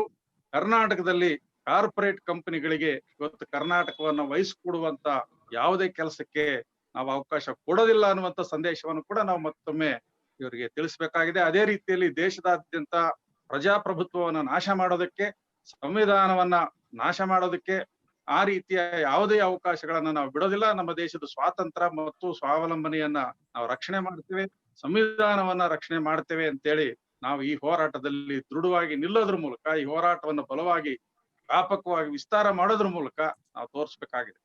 ನಾಳೆ ಇವತ್ತು 73ನೇ ಸ್ವಾತಂತ್ರ್ಯ ದಿನಾಚರಣೆ ಇರೋದ್ರಿಂದ ನಾಳೆ ಪ್ರತಿಯೊಂದು ಶಾಖೆ, ಪ್ರತಿಯೊಂದು ಸಹಾಯಕ ಗುಂಪುಗಳು ಪ್ರತ್ಯೇಕವಾಗಿ ಸಭೆ ಸೇರಿ ಇವತ್ತು ಈ ಸ್ವಾತಂತ್ರ್ಯವನ್ನ ಉಳಿಸ್ಕೊಳ್ತೇವೆ, ಸ್ವಾವಲಂಬನೆಯನ್ನ ಉಳಿಸ್ಕೊಳ್ತೇವೆ, ಸಂವಿಧಾನವನ್ನ ಉಳಿಸ್ಕೊಳ್ತೇವೆ, ಜಾತ್ಯತೀತ ಪ್ರಜಾಪ್ರಭುತ್ವವನ್ನ ರಕ್ಷಣೆ ಮಾಡ್ಕೊಳ್ತೇವೆ. ಆ ಮೂಲಕ ಮಾತ್ರವೇ ಇವತ್ತು ಎಲ್ಲಾ ದುಡಿಯುವ ಜನರ ವಿಮೋಚನೆಗೆ ನಾವು ಮುಂದೆ ಹೋಗ್ತೇವೆ ಅನ್ನುವಂತ ಒಂದು ಪ್ರತಿಜ್ಞೆಯನ್ನು ಕೂಡ ನಾಳೆ ಎಲ್ಲಾ ಕಡೆ ಕೈಗೊಳ್ಳಬೇಕು ಅಂತೇಳಿ ನಾನು ವಿನಂತಿ ಮಾಡ್ತಾ ಈ ಹೋರಾಟವನ್ನ ಯಶಸ್ವಿ ಮಾಡೋಣ ಅಂತೇಳಿ ಮತ್ತೊಮ್ಮೆ ಕಾಮ್ರೇಡ್ ಸೀತಾರಾಮ ಯೆಚೂರಿ ಅವರಿಗೆ ನಮ್ಮ ರಾಜ್ಯ ಸಮಿತಿ ಪರವಾಗಿ ಧನ್ಯವಾದಗಳನ್ನ ಹೇಳ್ತಾ ಇದ್ದೀನಿ. Comrade Umesh. Yeah, Comrade, there are some questions in the chat box. Now it's already 8 o'clock. You said it'll be late. Yeah, if possible, it can be answered, Comrade, no issue. No, I know, I saw them. Yeah. I saw them, but these are all general questions about everything, nothing to do with the present topic. Merger of all left parties, is it possible? Take this campaign, then they're saying, why is it the Congress and the CPM can't work together to save the country? these are not the things that we've decided on this issue. No, they're generally correct questions. I mean, we can all answer them. But then to have to consider all this, you suggest you hold another meeting. Okay, comrade. Okay. See, country is suddenly losing Okay. its foundational heads. Then working betterment can be a hope itself, but what do you do when the country is moving towards neo-fascism? What is the Supreme Court stand on holding contempt on? No, that contempt on Prashant Bhushan that we have said that weakens Indian democracy, and we said that Supreme Court stand that is something I've already, put it out in the social media this afternoon. Then why can't CPM and the Congress come together? It's not a question of just people coming together. Unless people are brought into a common movement, you cannot build up the alternative. It's not just electoral arithmetic. It is political change. And for the political change, people's mobilization is important. And that is why this program that we undertaken, that is important. What is the textbook definition of revisionism? What do you? Okay, comrade. We can. No. Most of these questions, I mean, these are all generally fundamental in nature. Correct. I'm not saying that they're wrong, but it'll distract attention from the focus that we're giving today on the question of providing relief and focusing on our alternative. I hope you understand that. I mean, right now the focus is on this aspect and to mobilize people on that. So please, comrades, also please understand, all these questions we can take up subsequently. They are valid at any point of time. These questions that we'll take up subsequently, but right now focus on the agenda that is there before us. Strengthen this movement of resistance and for the alternative. Under these conditions, very dangerous situation, let us all come together to first safeguard Indian Constitution and India so that we can work together, answering all the other questions that you have raised, fundamental questions. We can work together for changing India for the better. Okay? Okay. Thank you once again. Thank you very much. Thank you, comrade. Goodbye to all of you. All the best, and please take care. Yeah. Thank you. Thank you, comrade. Thank you. Thank you. You please close, Comrade Yeah. Umesh. Yeah, we'll close it, comrade. Thank you very much. Okay. Bye. ಎಲ್ಲ ಇವತ್ತಿನ ಈ online ರ್ಯಾಲಿಯಲ್ಲಿ ಭಾಗವಹಿಸಿದಂತೆ ಎಲ್ಲರಿಗೂ ಕೂಡ ಪ್ರಮುಖವಾಗಿ comrade Sitaram Yechury ಅವರಿಗೆ ನಮ್ಮೆಲ್ಲರ ಪರವಾಗಿ, ಕರ್ನಾಟಕದ ರಾಜ್ಯ ಸಮಿತಿ ಪರವಾಗಿ, ಕರ್ನಾಟಕದ ಜನತೆಯ ಪರವಾಗಿ ವಂದನೆಗಳನ್ನು ಸಲ್ಲಿಸ್ತೇನೆ. ನೀವು ಹೇಳಿರುವಂತ ಪ್ರಶ್ನೆಗಳೆಲ್ಲವೂ ಪ್ರಮುಖವಾದ ಪ್ರಶ್ನೆಗಳಿದಾವೆ. ಇನ್ನೊಂದು ಸಂದರ್ಭದಲ್ಲಿ ತಗೊಳ್ಳೋಣ ಅಂತ ಹೇಳಿದ್ದಾರೆ. ಇವತ್ತು ನಮ್ಮ ಮುಂದಿರುವಂತ ಜವಾಬ್ದಾರಿ ಪರಿಹಾರ ಮತ್ತು ಪರ್ಯಾಯಕ್ಕಾಗಿ ಈ ಪ್ರಚಾರ ಆಂದೋಲನವನ್ನ ಅಥವಾ ಪ್ರತಿಭಟನಾ ಸಪ್ತಾಹವನ್ನು ಯಶಸ್ವಿ ಮಾಡೋದು. ಮುಂದಿನ ಇನ್ನೊಂದು ಸಂದರ್ಭದಲ್ಲಿ ಇವೆಲ್ಲ ಪ್ರಶ್ನೆಗಳನ್ನು ಕೂಡ ಎತ್ಕೊಳ್ಬಹುದು. ಇವತ್ತು ಭಾರತವನ್ನು ಉಳಿಸಬೇಕಾಗ್ತದೆ, ಉತ್ತಮವಾದಂತಹ ಭಾರತವನ್ನು ಕಟ್ಟಬೇಕಾಗ್ತದೆ ಅನ್ನುವಂತ ಮಾತು ಹೇಳಿ ಅವರು ನಮ್ಮಿಂದ ವಿರಮಿಸಿದ್ದಾರೆ. ಅವರಿಗೆ ನಮ್ಮೆಲ್ಲರ ಪರವಾಗಿ ಧನ್ಯವಾದಗಳನ್ನು ಹೇಳ್ತಾ, ಇದರಲ್ಲಿ ಭಾಗವಹಿಸಿದಂತ ಎಲ್ಲರಿಗೂ ಮತ್ತೆ ಮಾಧ್ಯಮದ ಗೆಳೆಯರಿಗೂ ಕೂಡ ಧನ್ಯವಾದಗಳನ್ನು ಹೇಳ್ತಾ, ಅದೇ ರೀತಿ ಸಭೆಯ ಅಧ್ಯಕ್ಷತೆಯನ್ನು ವಹಿಸಿದ್ದಂತ ಕಾಮ್ರೇಡ್ ಬಸವರಾಜ್ ಅವ್ರಿಗೂ, ಪಕ್ಷದ ರಾಜ್ಯ ಕಾರ್ಯದರ್ಶಿಗಳಿಗೂ ಧನ್ಯವಾದಗಳನ್ನು ಹೇಳ್ತಾ, ಇದೇ ಕಾರ್ಯಕ್ರಮ ಯೂಟ್ಯೂಬ್ ನಲ್ಲೂ ಕೂಡ ಲೈವ್ ಬಂದಿದೆ. ಅದು ನಮ್ಮ CPM ಕರ್ನಾಟಕ ಪೇಜ್ ಅಲ್ಲಿ ಲಭ್ಯ ಇರ್ತದೆ. ನಾಳೆ ಜನಶಕ್ತಿ ಮಾಧ್ಯಮದ ಗೆಳೆಯರು ಕೂಡ ಅದಕ್ಕೆ ಸಂಬಂಧಪಟ್ಟಂತೆ ಮತ್ತೊಂದು ವಿಡಿಯೋಗಳನ್ನೆಲ್ಲವನ್ನು ಕೂಡ ಇದನ್ನ ಎಡಿಟ್ ಮಾಡಿ ಹಾಕ್ತಾರೆ. ಅದೆಲ್ಲರೂ ಕೂಡ ತಾವೆಲ್ಲರೂ ಭಾಗವಹಿಸಬೇಕು ಅನ್ನುವಂತ ವಿನಂತಿಯನ್ನ ಮಾಡ್ತಾ ಇಲ್ಲಿಗೆ ಈ ಆನ್ಲೈನ್ ಪ್ರತಿರೋಧ ರ್ಯಾಲಿಯನ್ನ ಮುಕ್ತಾಯ ಮಾಡ್ತಿದ್ದೇವೆ. ಧನ್ಯವಾದಗಳು. ಮುಗಿಸೋಣ ಅಲ್ವಾ ಕಾಮ್ರೇಡ್ ಬಸವರಾಜ್ ಅವರೇ? Thank you. Yes, thank you. Thank you, comrade.